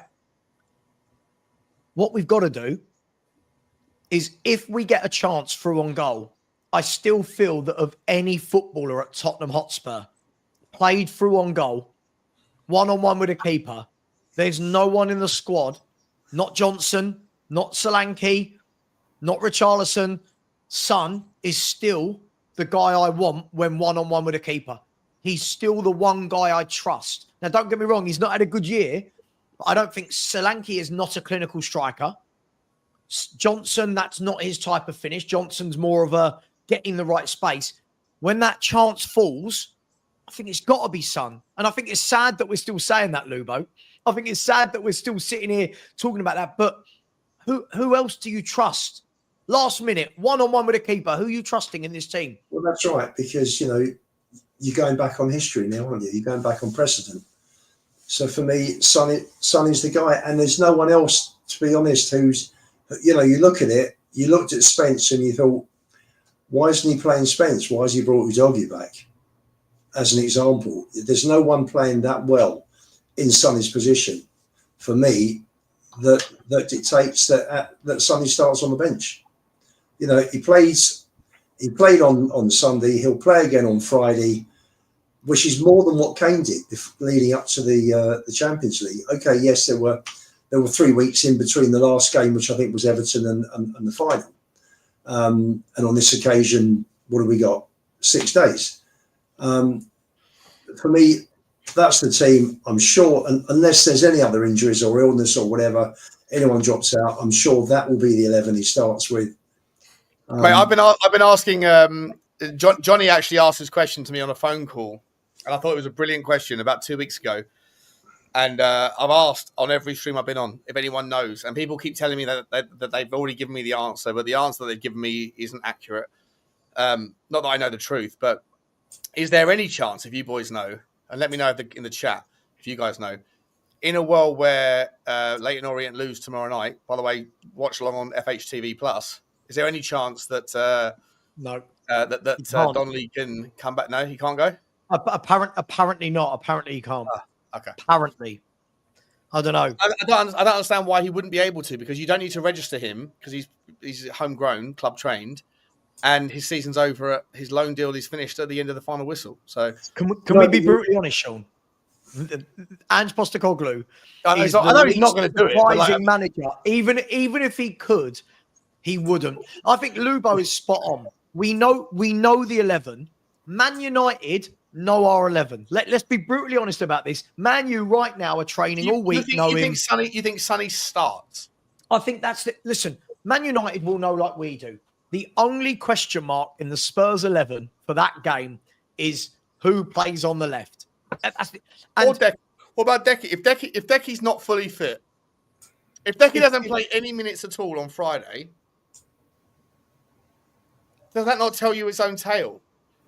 And he's been dog shit since his comeback anyway. Yeah, sure. He's been terrible. And so, like, if he's injured and he's 50%, do you save him for the second half, bring him on in the 60th minute as like a lifeline?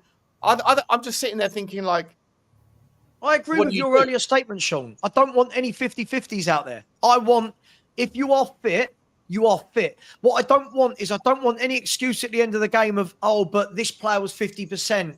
No, I don't care. 100% fit. And this is why I'm saying for Villa, everyone's saying just play kids. Hardly any of them played against Palace. They can't just rock up into a final having not really played for 12 days. Some of them are going to need minutes in their legs going into that game. Yeah, and Sonny, as I said, 90 minutes against Villa. If he can't do 90 against Villa, he should not be in the starting 11. He should be an impact sub. 100%. That's I know it's a harsh world, but no, mate. Like, I'm 100% in agreement with you. Like, I'd rather see a fully fit Matisse Tell. I know you guys don't subscribe to the same thoughts as I do on him. I'd rather Richie, if that's the case. Or Richie. Yeah, Richie's a workhorse too. I've actually grown to kind of fallen in love with him a little bit in the last few weeks. So, you know, like I got within like two inches of getting his chin hair on my in Bodo. You know, so like it was I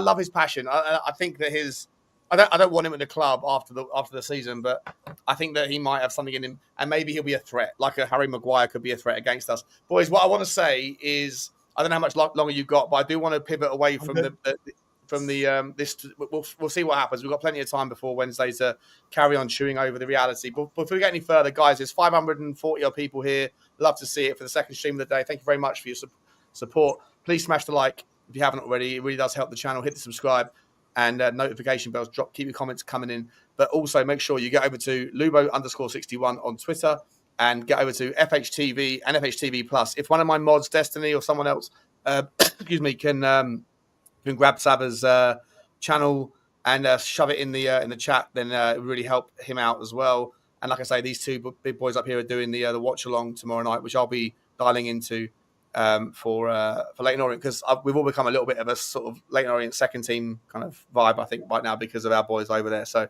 massive night for them. I want Charlton, but Lubo, I want a Charlton Leyton Orient final. Oh, that'd be sensational. Yeah. Charlton's your local team, isn't it? So yeah, they're down the road. How far away is Charlton from you? Well, their training ground is 2 roads away. So, fair enough. There you go. There you go. By the way, also we did have a little before we move back to what I wanted to talk about, which is other clubs doing bits early in the summer window, which is where we're going to pivot to next. I just wanted to ask everybody: can you hit a 1 and a 0 in the chat, because we had a little discussion. Savva is chewing on Monster Munch, and I said to him, he said, "What shall I chew? Shall I be eating Monster Munch or popcorn?" And I said, depends on your flavour of Monster Munch. And then I saw the yellow bag, and he said, he's gone for both. And I said, what is that? Is that roast beef? And he went, of course. And I went, what do you mean, of course? It's obviously pickled onion. And Savva went, what?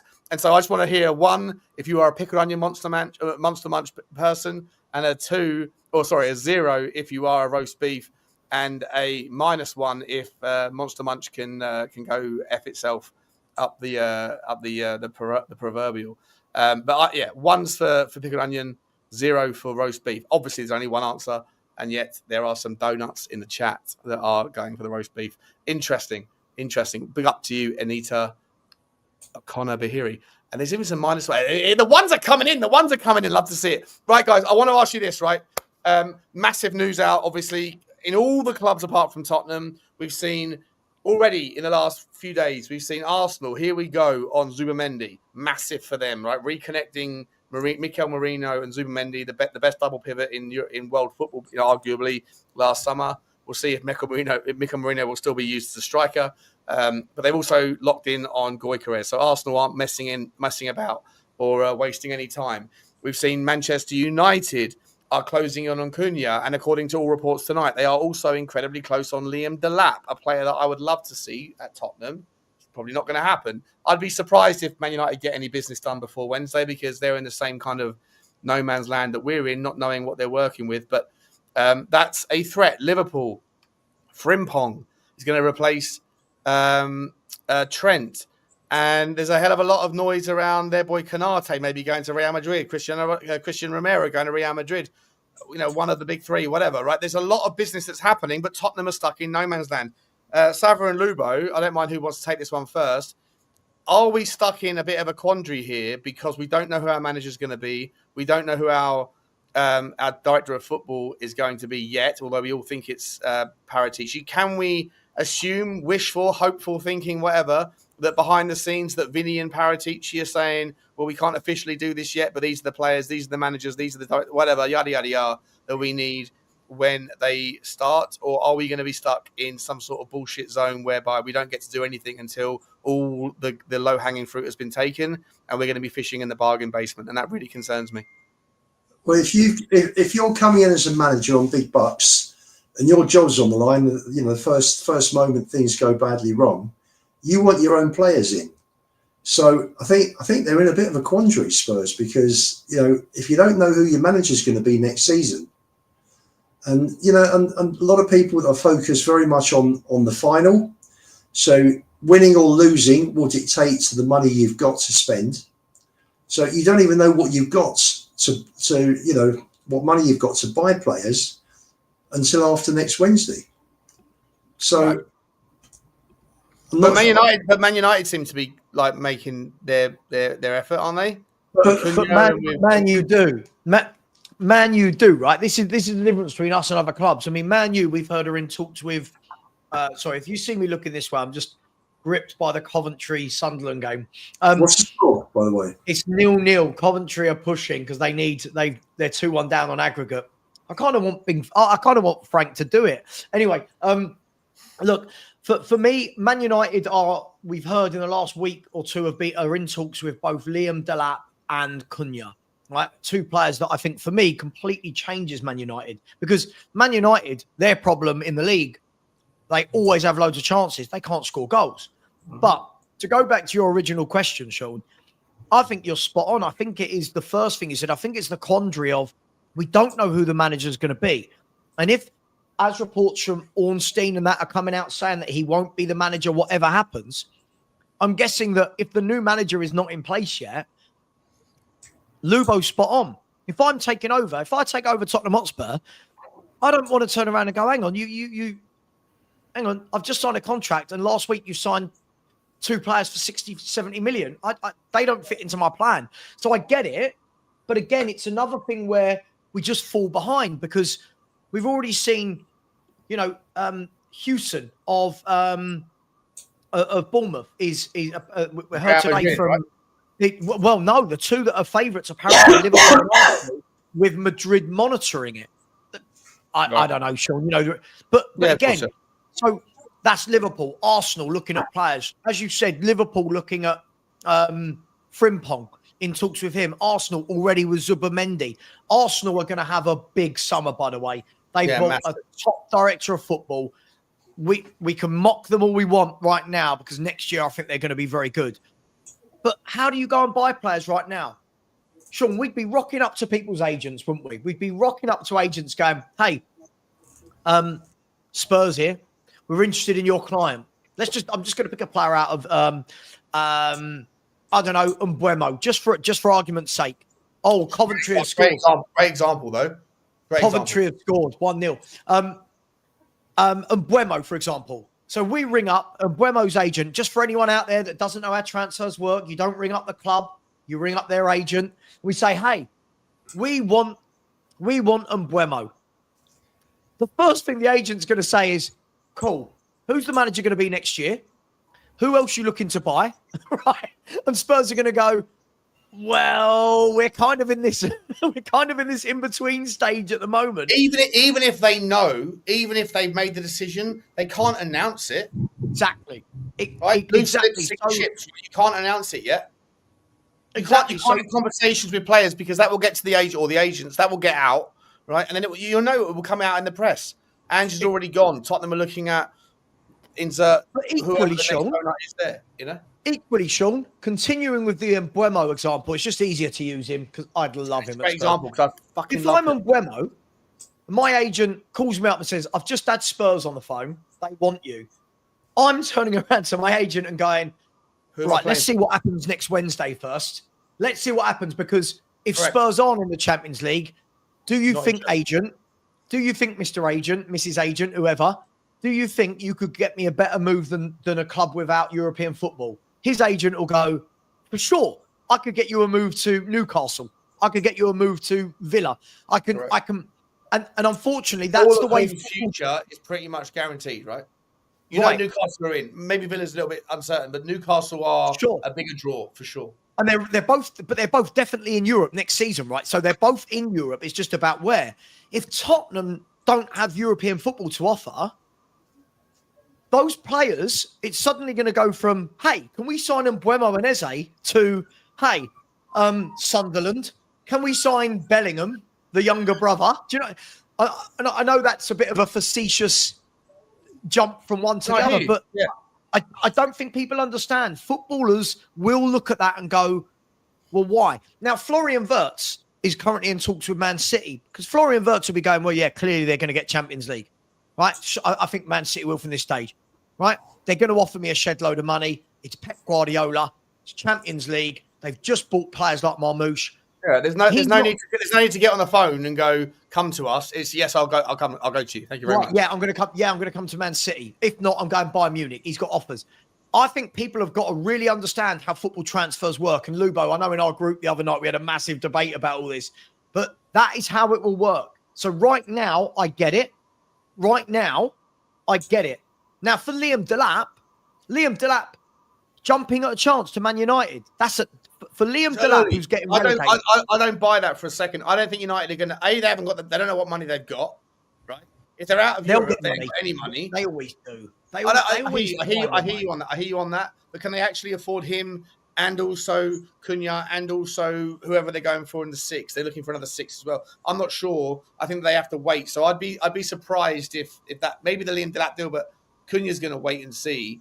But I just think that Tottenham don't have Tottenham that haven't got the clarity, and Daniel Levy doesn't have the ambition to make it work regardless, right? So, and you probably know that Amorim is going to be the manager next season. So at least there's that clarity at United, but there isn't even that at Tottenham. So it's so much. Can I just say one thing, Sean? Can I say one thing? Sorry.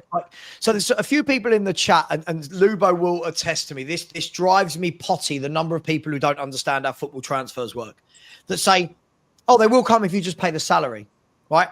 I genuinely don't think people understand how it works. When you call up a player's agent, right, the player's agent is going to say, yes, my client is interested, maybe, depending on circumstances, or thanks for the call, he's got no interest. If it's a maybe, they're going to want to see a number of other factors, right? What are you playing in Europe? What are you offering salary-wise? And the conversation is going to be, okay, if he moves, what do you think the club are going to sell him for? Because that conversation doesn't happen at the beginning. That's not between the agent and the buying club. That's between the buying club and the selling club later on. The problem you've got here with all of this, the problem that you've got with all of this, right, is these footballers will turn around and ask these questions. They will turn around and ask the question to their agent, hey, can you get on the blower? Yes, Spurs want me. Who else are you ringing for me? So if Spurs rang up Mbuemo, his agent's going to go, listen, just so you know, Aston Villa intermediary, Newcastle intermediary, Spurs have inquired. What are you saying? What are you saying? They're going to go back to their board and go, hey, have we got any interest in Brian Mbuemo? Yeah, we have. Well, listen, we can offer you Champions League football. Stick with us. We can offer you Champions League football and whatever salary Tottenham. So I don't think people understand that the clubs don't talk to each other until the end. It's not about the clubs. It's about the agent, the intermediary, and the player. I don't think people quite clock onto that. It's not just about we're going to give him 300 grand a week. There's a hell of a lot going on. Whether or not United are going to sign the deals for these players already, Lubo, there's enough noise to make this to assume there's no smoke without fire. And it might, as Savva's correctly saying, by the way, he's absolutely spot on. the 90% of the story plays out in amongst the players, the agents, and the various intermediaries, and then the clubs figure out the fee after the fact if there's value. But it looks to me like Man United have at least started the ball rolling. I don't think Tottenham have started the ball rolling anywhere, have they, Lubo? Well, you would hope that people like Lang have been talking to players' agents for the last 2 or 3 months. Would he have, though? If he doesn't know if his job's secure? Well, he's sitting there going, I don't even know if I've got a job in July. Why am I going to bother wasting my time? But Sean, you can't just start on June the 1st and say, right, let's find a list of players. You've got to have an idea, going back months. These guys, you've got a scouting network that are out watching all the games, not just. Who's pulling the trigger? If Lange is sitting there saying, okay, here's 5 profiles of players that we want, or that I think we want, and Paratici has been quietly behind the scenes negotiating his re-employment, of which, for all intents and purposes, the noise is that it comes with certain parameters and conditions, of which, from what we've gathered, again, could be wrong, but they are, I get final say. Is Paratici going to come in and go, yeah, Lang, you replaced me because I was on gardening leave, but I don't want your I don't want the players that you want, bro. I'm coming back in. I've got final say. I don't want your guys. So take your fucking profiles and shove them up your ass. I've got my ideas. Right, and I think it's like this is always the fucking case at Tottenham. There's always some behind-the-scenes drama that literally affects us on the pitch by being behind the 8 ball every year. It will be exactly the same, next summer. If we're waiting for Pochettino, who doesn't finish the World Cup until July, we're on pre-season tour before he gets in. It'll be the same shit next summer. Well, one would think, yes, if Paratici comes in, he'll look at the list of players. I'm sure there's some work that's been going on over the last few months. I'm sure, they've been out watching players. And it could be that Paratici comes in, looks at the list and says, do you know what? Don't fancy them. Let's relook at the whole thing. Let's tear it up, start from scratch. He may not. He may look at it and think, do you know what? You picked out, look, Langer picked up Berghvall for $8.5 million. I mean, that's a blinding deal. Yeah. So, so let's not be writing Langer off. No, 100%. So, do you know what I reckon? I don't think Lang is. I think a lot of people give Langer a lot of criticism, but I think we should also recognise that Langer was given the remit. The mandate was youth focused, right? Which is a Levy issue. This is Daniel Levy's, game plan. So, when you allocate accountability, for me, there's a pizza pie of blame. Everyone gets a slice. Some get a slice bigger than others. Yeah, for me, you look at the situation that we're in now, and I just personally, Levy a third, Ange a third, and the players a third, because they've all contributed to this malaise this season. We dropped from 5th to 17th. That's a hell of a drop. So, for the £38 million worth of drop, mate. And you know what pisses off even more? There's still £12 million to play for, by the way, in terms of merit points. And yet we don't seem to give a shit. If we'd beaten Palace on the weekend and then we go and beat Villa and Brighton, we could have finished, I think, 13th, which is £12 million more than we're currently looking set to finish at. Right? Yeah. Do you know what I think's happening? And again, Lubo, you know my theory for ages now. What I think's happening is I think Paratici's known for a while that he's going to be in. And Paratici is behind the scenes talking to managers and behind the scenes drawing up lists of players so that once the deal goes, they're ready to go with options to go. I don't think this is going to be he rocks up on the day and goes, right, let's all have a meeting about who we're going to buy. I think he will be speaking. Let's, again, hypothetical before everyone in the chat goes mad because, people don't like hypotheticals. Let's assume his guy, they don't do that. You say something hypothetical and everyone goes, he's shit. You don't know what you're talking about. Yeah, you're right. We don't know facts. That's what hypothetical means. let's say, right? And by the way, it staggers me. There are people in the chat saying they wouldn't want Brian and Mbeumo. Like that is where I'm just like, what? Anyway, let's say people in the chat saying they wouldn't have Mbeumo. Right. Let's say Xavi is Paratici's guy. Just for argument's sake, Xavi is the guy. Let's say Paratici speaking to Xavi. and they're all set that, hey, listen, we've got to let Ange play out the final. Hypotheticals, guys, don't shoot me. Got to let Ange play out the final. If we win it, he's going to be at the parade, and then he's going to be gone a week later, right? And you're signing on the dotted line. Cool, right. That's definite. This is all done behind the scenes. Right. Xavi, what sort of players do you want? What sort of profile do you want? What sort of team are you going to want? Who in the current squad is going to fit the mold of what you want to do? I think they're going to be having those conversations already. So that the moment it might not be Xavi, it could be Glasner, I don't know. The moment... Wow, fair play. Top Houston, Real Madrid, they got contact, right? So for me, I think they'll be having those conversations behind the scene, because as much as we don't rate Levy, as much as people might not like Paratici, they're not idiots.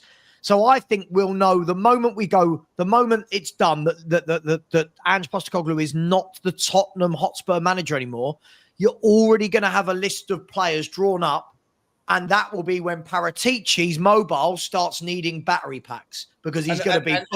who's your desire? I love that hypothetical, and I'm on board it, right? I really hope that, even though I think it's very difficult, I listened to a guy on TalkSport who made a compelling argument to say, how can you sack a guy, after the parade or whatever, right? Obviously, if we lose, it's done. But if we win, even if you do have intentions to sack, what does that do? You wait until after the bus parade? In that case, because you're behind the 8 ball and other teams are making early moves, yeah. do you like front run the bus parade? Sean, I think Lubo was right what he said at the beginning of the show. All of Ange's interviews, his absolute disregard for Premier League games tells me his disregard for playing the youth, everything tells me this is a man that knows his fate. He knows his fate. He only cares about saving his own face, right? Absolutely. Now, I'm not saying that's a bad thing. Fair play, win it, right? But this, for me, every interview, he's sharp with the press. Everything he says tells me, I know I'm going to go on a high with a trophy. And fair play to him. He'll always be in our record books for that. But if that is the case, I get it, because there's all those reports that Paratici would not have come if Ange was still manager. And I get it. Yeah. Paratici does not want to play. You know that, the same way that Ange will play with this gung-ho. Do you guys expect, come rain or shine, whatever happens next Wednesday, what are we now? We are 8 days away. In 8 days' time, in an hour and 8 days' time, we'll know our fate, right? But do you expect on Friday morning a statement from the club that says Paratici's in, Vinny's coming in, we're saying thank you very much and goodbye to Ange, to Lang, and to Scott Munn? Are all three of those going to go in one foul swoop? I doubt it. That's not how Levy acts, is it? But this time it looks like it, Lubo, doesn't it? This time it looks like he's acting like it. I think it stinks of like the fate's already known. I mean, I understand your theory, Sav. For me, I've banged on podcasts for months and months. Why is Levy sitting there just watching this rubbish week in, week out, as our league position has deteriorated literally week by week? It's, and if you'd have got somebody else in at Christmas, losing 6-3 to Liverpool was probably a perfect opportunity. Then bring someone in. If you had a Terzic, I'm sure he'd have got Spurs to the Europa League final. Ange has, he has. We could have had an extra 20 million in terms of prize money to go into transfers through a league position. Yeah. And that actually, I think, plays into Savva's theory, because they're like, Daniel Levy's not going to be okay with 12 million quid just sacrificed in the pursuit of a cup that doesn't actually pay that much. Like, I have a problem with the relative like earnings potential of lifting the Europa League earns you about as much as someone that finished in the top 8 but didn't get any further than the last 16 in the Champions League. Right? Isn't it something like 9 million? Isn't it 25 million? That's I what don't think it's as much as 25 million. I if don't we think it is. win. If we win. I don't think it is. I thought it was something like 9 or 10 million to win the tournament. I thought the prize money for actually winning is 13. That's what I thought. But then obviously getting from where we were when we last had the conversation and getting through the prize money of the 2 semi-final, like beating Bodo at home and away, and then also qualifying gives you like prize money for the match win, prize money for the match win, prize money for qualifying sort of thing. So it probably doesn't work out to be about a 25 bar. But I think it was 11 million. Compare that to the guy who finished in. I'm pretty sure that the team that finished bottom of the 36 teams in the Champions League earned more than Manchester United, who earned the most out of finishing top of the Europa League at the end of the league stage, right? So I think it's 13 million euros. How much? 13 million euros for the winners. 7 million. There you go. Yeah, 12 million quid. Yeah, there you go. 7 million euros for the runner-up. Like it's. Hang on, wait. So is that the prize money for next week's match? That's the prize money for lifting the cup. But like, I think you earn for a Champions League win. Go on, you got the details. So yeah, the league phase is 150,000 euros. Per league win. phase wins 450,000 euros for each league phase win. Okay. The knockout round playoff is 300,000 euros. The round of 16 is 1.75 million. The quarterfinalists 2.5 million. Semi-finalists get 4.2. The runners up 7, and the winners 13 million euros. Right, okay. Yeah. So it works out to be about 25 million quid to have got to the final and have won it. Is that what it is? Rather than just the one-off, it's the and then you get 12 million for the win, but then so you got 4 million for the or 7 million for the semi-final, 3 million whatever it was for the. So it works out to be about 25 million. So like it's still juicy, but we're sacrificing fucking 30. We're sacrificing more money in finishing 17th, and ultimately, back to the point.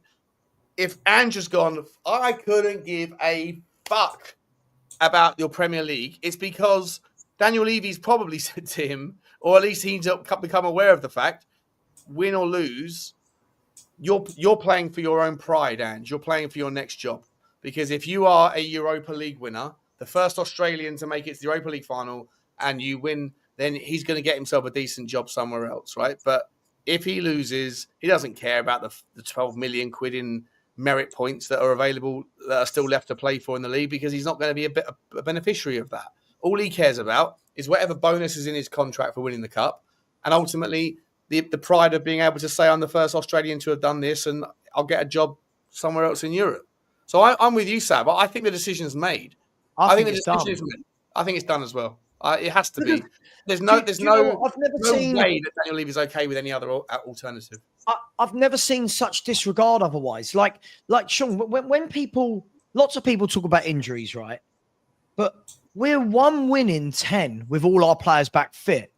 We have been experimenting for the last 10 games off and on with different lineups because everyone talks about the Europa League. No proper club does that. And if we do, what do these fans expect is going to happen next year when, look, Sean, I'll say this. This year, what we've been able to do for most of the games in Europe is go, right, we're playing Premier League at the weekend, and then, all right, we've got Ferencvaros, we can put out a weakened team, right? Next year, you're in the Champions League. The teams you're playing on the Tuesday or Wednesday night are not Ferencvaros. They are not Karabag, right? Yeah. As Bayern Munich, followed by Roma away, followed by not even Roma away, followed by Juventus away, followed by fucking Slavia Prague at home is a good one. Is it? That's why when I praised Villa this year, Villa have balanced the Premier League, the 100%. FA Cup, and 100%. The Champions League by what they've done. Spurs, we've got fans going, oh, but we played this. I'll be honest, I hate this excuse from fans. Like when I say Thomas Frank's had a good year, yeah, but he's played less games than us. Well, yeah, but we're in Europe for a reason. We knew we were in Europe going into the summer, right? We knew. This didn't, we didn't get to the transfer window being shut, Sean, and suddenly we went, oh, shit, we're playing twice a week.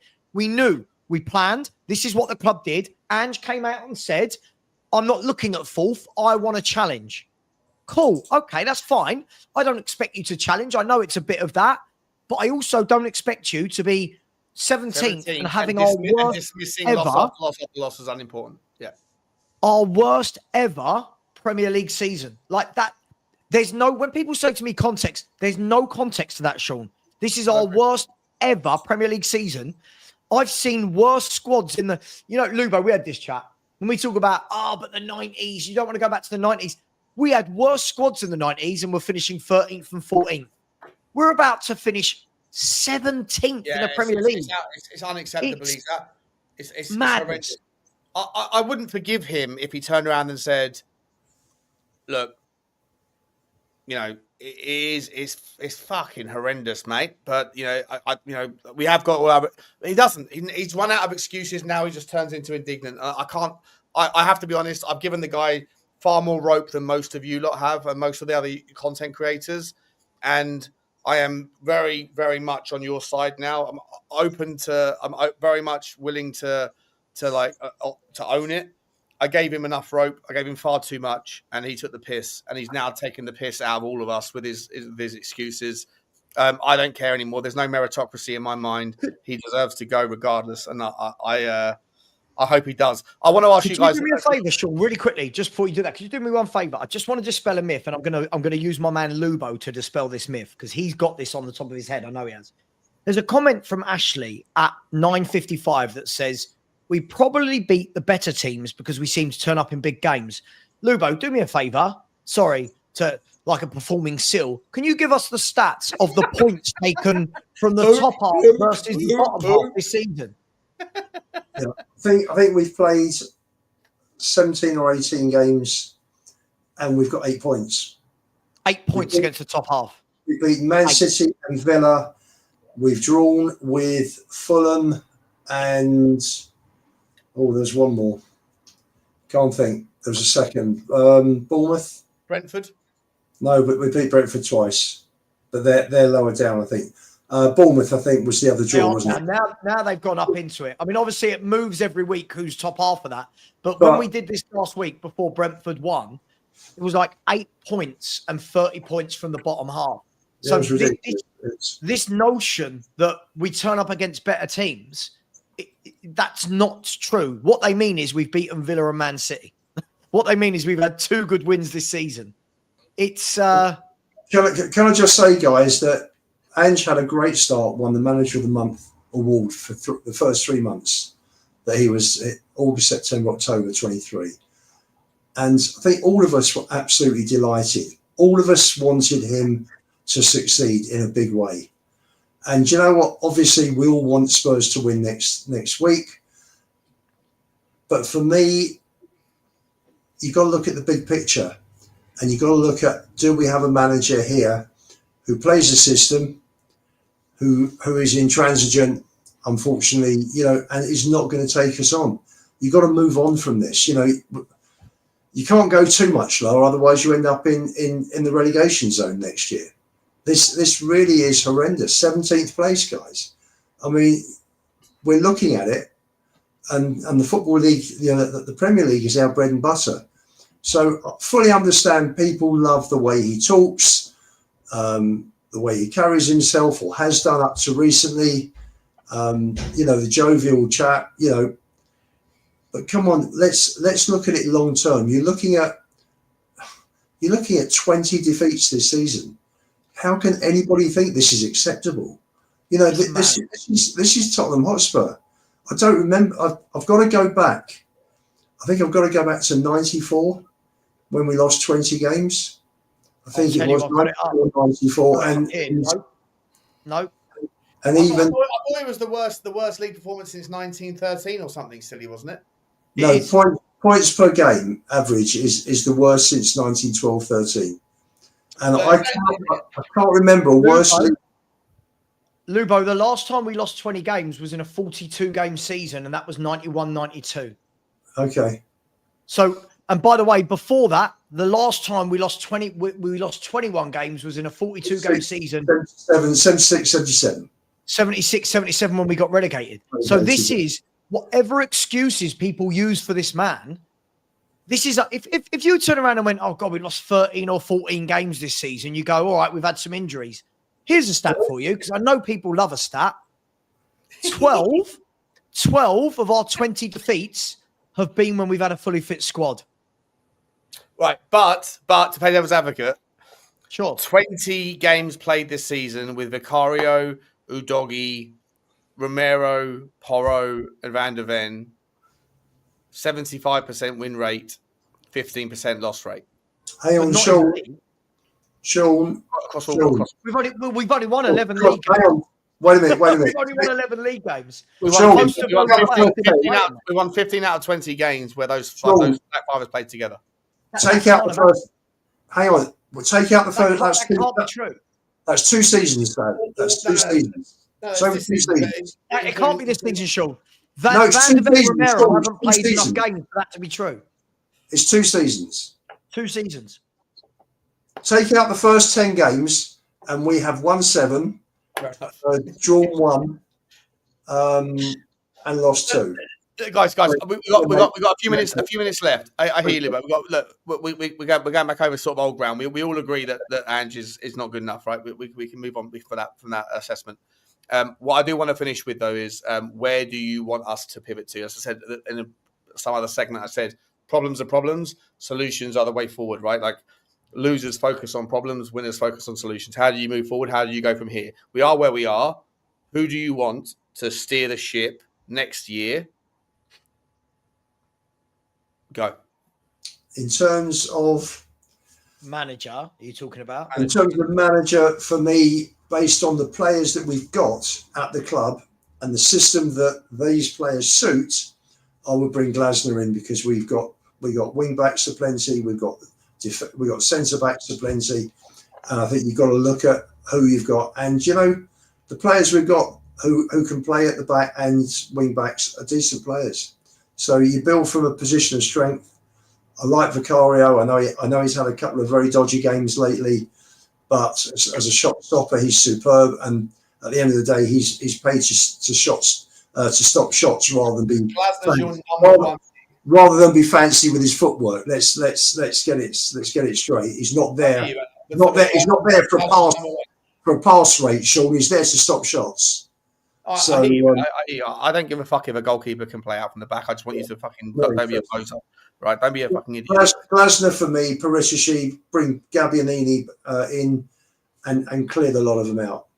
Glasner number 1. If not him, if he says no, I'm happy at Palace, which might happen if they win the cup. By the way, I definitely will. But if it does, then he might say I'm building something here. So if not him, then who? Who would I bring in? Jesus, for a second choice. Christ, I don't know. I honestly don't know. I don't know. I think Thomas Frank's a decent manager. I think with, you look at the money he's got to spend at Brentford compared to most other clubs. The ground. I think we might be repeating the sins of yesteryear, where we think that because you've done a good job with a team that's let's be honest, right? Brentford don't have the money, but what they do have is excellence in their scouting. We haven't got that. So, but sure, we went the other way, didn't we? 50 million quid at players rather than £3 million at players, right? But did we not go the other way with Mourinho and Conte? We did, and that didn't work. So you didn't. I think we're at the position now where we've got to have an open mind. Really, is Thomas Frank a continuation on some level of the pivot towards philosophically attractive football? We've got our Tottenham back, or do you want to throw that shit out the window and just go back to an adaptive manager? Can we just get a coach? I mean, we talk so much about we need a coach. Yeah, for me, Conte, not a coach. Jose, not a coach. These are guys you bring in and go, can you win for me now, please? These are motivators of men, right? They go into changing rooms. People go, Jesus Christ, it's Jose. Oh, my God, it's Conte. Win, win, win. Right. We need a coach. We are crying out for somebody that can adapt. We are crying out for somebody that says, what are the other team's strengths? How can we negate them this week? Right? We need that. We need someone that can go, you know what? This game needs a 3 at the back. This game, we need a 4 at the back. Right? We're crying out for that. And so maybe Terzic then. But Mate, I would take Turdic. Turdic will change the fucking formation more times in 90 minutes than Ange just changed in 2 years. Sure.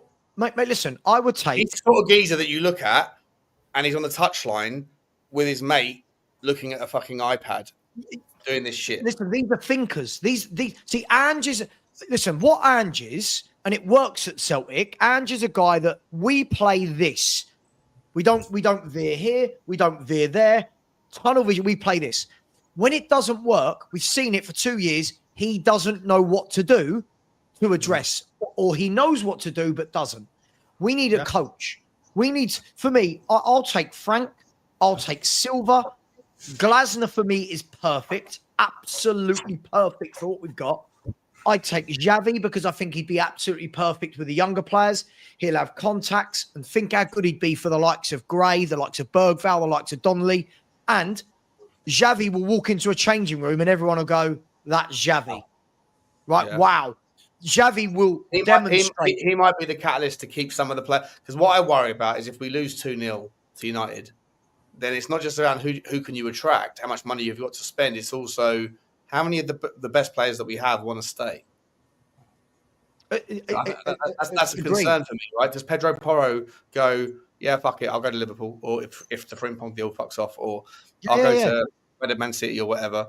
And I think Pedro Porro, by the way, is worth his weight in gold. I know not everyone thinks he's a great fullback, but I think he's a great footballer. He's just not a fullback. He's a wing back. Imagine Glasner played his system at Spurs with Porro doing what Munoz does, Udogie doing what Mitchell does, and then the back three with a double pivot and then a forward and two behind him. Right? Yeah, this is why when everyone says our squad is shit, I don't think it's shit. I think the problem with this, and neither is that. Like our first 11 isn't shit. Neither is our rotation. It's how it's coached. What I think people make is assuming that a back three means negative football, and that's not the case. Oh, Sean, I've said this. Lubo knows I've said this for a year. You know I've said this for a year. We need to be coached. We need a coach, somebody that gets on that training ground and improves, because I haven't seen any of these players improve under this manager for 2 years. Not one. Not one of them is better than when we bought them. That's a true worry. We could talk about Berghvall, but as an 18-year-old, I would expect there's going to be some natural progression because of age. But Sarr... He's improved because of Decky taking him under his wing, mate, and fucking building him up like a boxer. Decky's gone backwards. Maddison's gone backwards. Sarr, Bissouma, Bentancur, Solanke, Johnson. Son's gone backwards underneath him. What is that? What has Xavi put? Oh gosh! Wow! About, mate? Come on, mate. What are you talking about here? We've got to do better. He broke ground on like Yamal, mate. What are we doing here? Come on, PG Spurs. Come on, buddy. Come on, I just don't know how anyone looks at Spurs and doesn't think, why aren't we coached? Every goal we concede, I'm thinking, why aren't we coached? I started this show, Sean, by saying Munoz ran us ragged on Sunday, and a proper manager, Eddie Howe. Let's use Eddie Howe, who's a brilliant football coach. He's a brilliant coach, right? Eddie Howe, after the first 5 minutes of Munoz getting in down that right-hand side twice, would have called him over and gone, Spence, tuck in. 10 minutes, don't let Munoz go past you. Ange just stands there and watches. And then these fans that love him just go, yeah, but it's the players. They're not coached. Do you know what? Sorry, one thing. I spoke to my old boss yesterday from when I worked for a Premier League football club. He's a top UEFA licensed coach, right? And I said to him, what do you think of Spurs? And he said, coached, not coached. He said, I watched the Spurs games and nothing about it suggests that they do anything on the training ground. Nothing about their shape suggests that the right back and the centre back are talking to each other. The centre mids are talking to each other.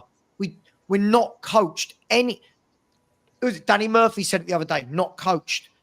Eric Dyer said it the other day. 2 years We're ago. not coached. Eric Dyer said it when Gary Neville went out for an interview with Eric Dyer when he first joined Bayern Munich. Eric Dyer fucking hit the template. Yeah, we just rinse, repeat, Ange ball. We're not coached.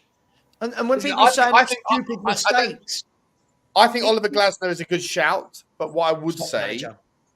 yeah, he's good, very good, and he won the Europa League. I get it.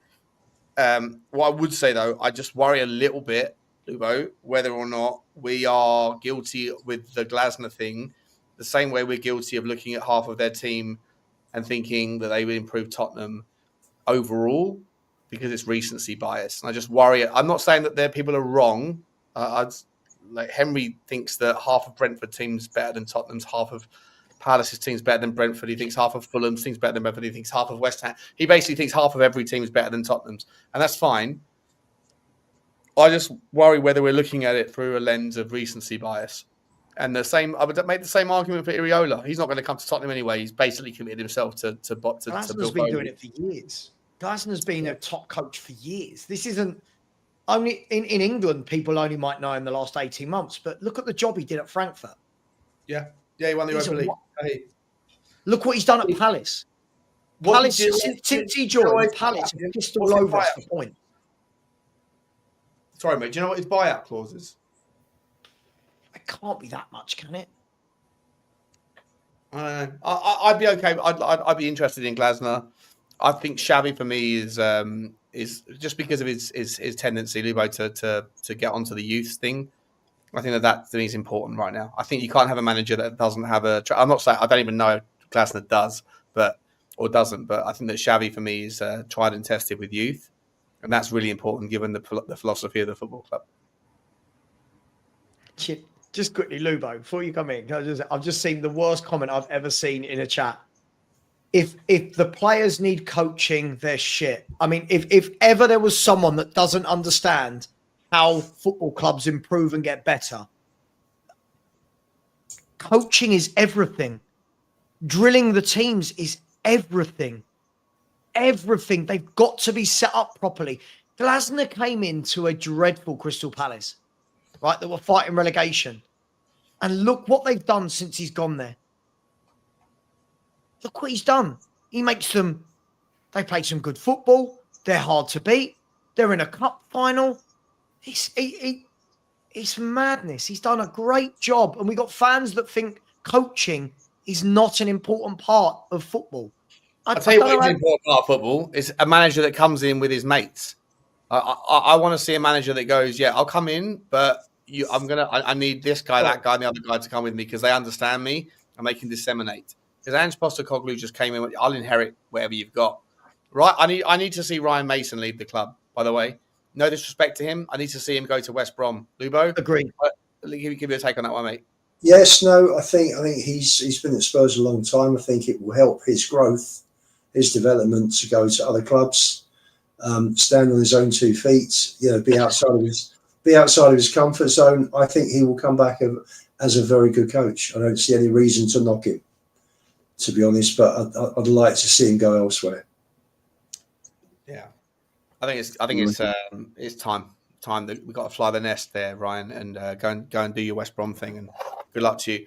Listen, boys, unless there's anything else we want to sort of round off. The summary from tonight is we all agree that Ange needs to go. We all agree we need someone in who's a coach and who can handle young players. We all agree that we think that Tottenham will still win the cup, but that should be the nice send-off for him and about 8 other people at Tottenham Hotspur's backroom staff, and that we need to get a wriggle on the second that Wednesday is done. We need to get a wriggle on and figuring out what's next because we're getting left behind the 8 ball. I think that's the sort of summary there, guys. Listen, awesome intro to Tottenham, the context, episode 1. Savva, I want to say a massive thank you to you and to you, Mr. Lubo. Get over to @Lubo_61. And obviously you can see Lubo on what you on the Last Word on Spurs. You're obviously here when we can get you on, and obviously on Savva's a lot. Any other channels? Tottenham Away and stuff you can be found on there as well. Yeah. Thank you very much, Lubo. Savva, what's coming up on Football Heritage, buddy? Well, tomorrow's the day I don't do my morning show. So tomorrow, a couple of videos, and I have a show with Stel at 5 o'clock called Ask Us Anything. And then Thursday, the morning chat. And then in the evening, me and you, for part 2 of this on my channel. I'm sure, listen, there'll be lots of stuff. And listen, the watch along for the final. So that's going to be an interesting night. Yeah. There's about 50,000 views waiting for you there, mate. It's going to be massive. I'll be out. Yeah, guys. From as of so in 7 days' time, I'll be out with Henry Wright. He's sleeping. He's bunking with me, and listen, until I can find my señorita, and then he's out on his arse. He can go and find himself somewhere else to sleep because I've got bigger fish to fry, so to speak. He's too big time for my channel now. Henry doesn't even. If I message him and say, "You got an hour," I don't even get a response, and then 3 weeks later, I get, "Oh, sorry, I missed this." Oh yeah, of course you did. Yeah. Big time. Big time, Henry Wright. Henry, you've been called out, bro. If you're watching this, you've been called the fuck out. Listen, guys, great introduction to the new show. This is the context, and we want to say massive thank you to all of you. I haven't missed anything. I've missed all the super chats. I've missed all of them. I'm so sorry. Roy and Hotspur Hippie, thank you very much for the super chat. Paul, if that is you. I don't think it is. I don't think it can't is. be him. I can't be him. The cockerel's head is cut off. Paul Market, I'm so sorry, guys. I'm so sorry. I didn't even see this come through. Was caught straight up in it. Thank you, Paul, for the Hotspur Hippie. Paul Markey, love your optimism, guys. But with Johnson, Odebear, and Tell up front, we aren't going to beat United. I think we are going to beat United. I think we're going to sneak a win there. It won't be easy, but it shouldn't be. The final of the cup shouldn't be easy, but I think we will do it. But thank you very much for the super chat and apologies for not seeing it, mate. That's horrendous of me. And also, Ricardo, I'm so sorry, mate. Why is everyone being so kind to Ange? Forget last season. Let's base everything on the downhill track on this season. We have been shocking. What a perfect way to finish, Ricardo. I think you summarised Lubo and Savva's thoughts entirely and basically my own. Like I say, I gave him too much rope. And now I'm in the mud, I guess. But guys, thank you so much for the super chats. Thank you everyone for dialing in. Make sure you get over to Lubo on Lubo_61 and over to FHTV and FHTV Plus. And I'll see you on the next one. Thank you everyone. Appreciate you all. Love, subscribe, like, subscribe, and comment. As always, me Spurs.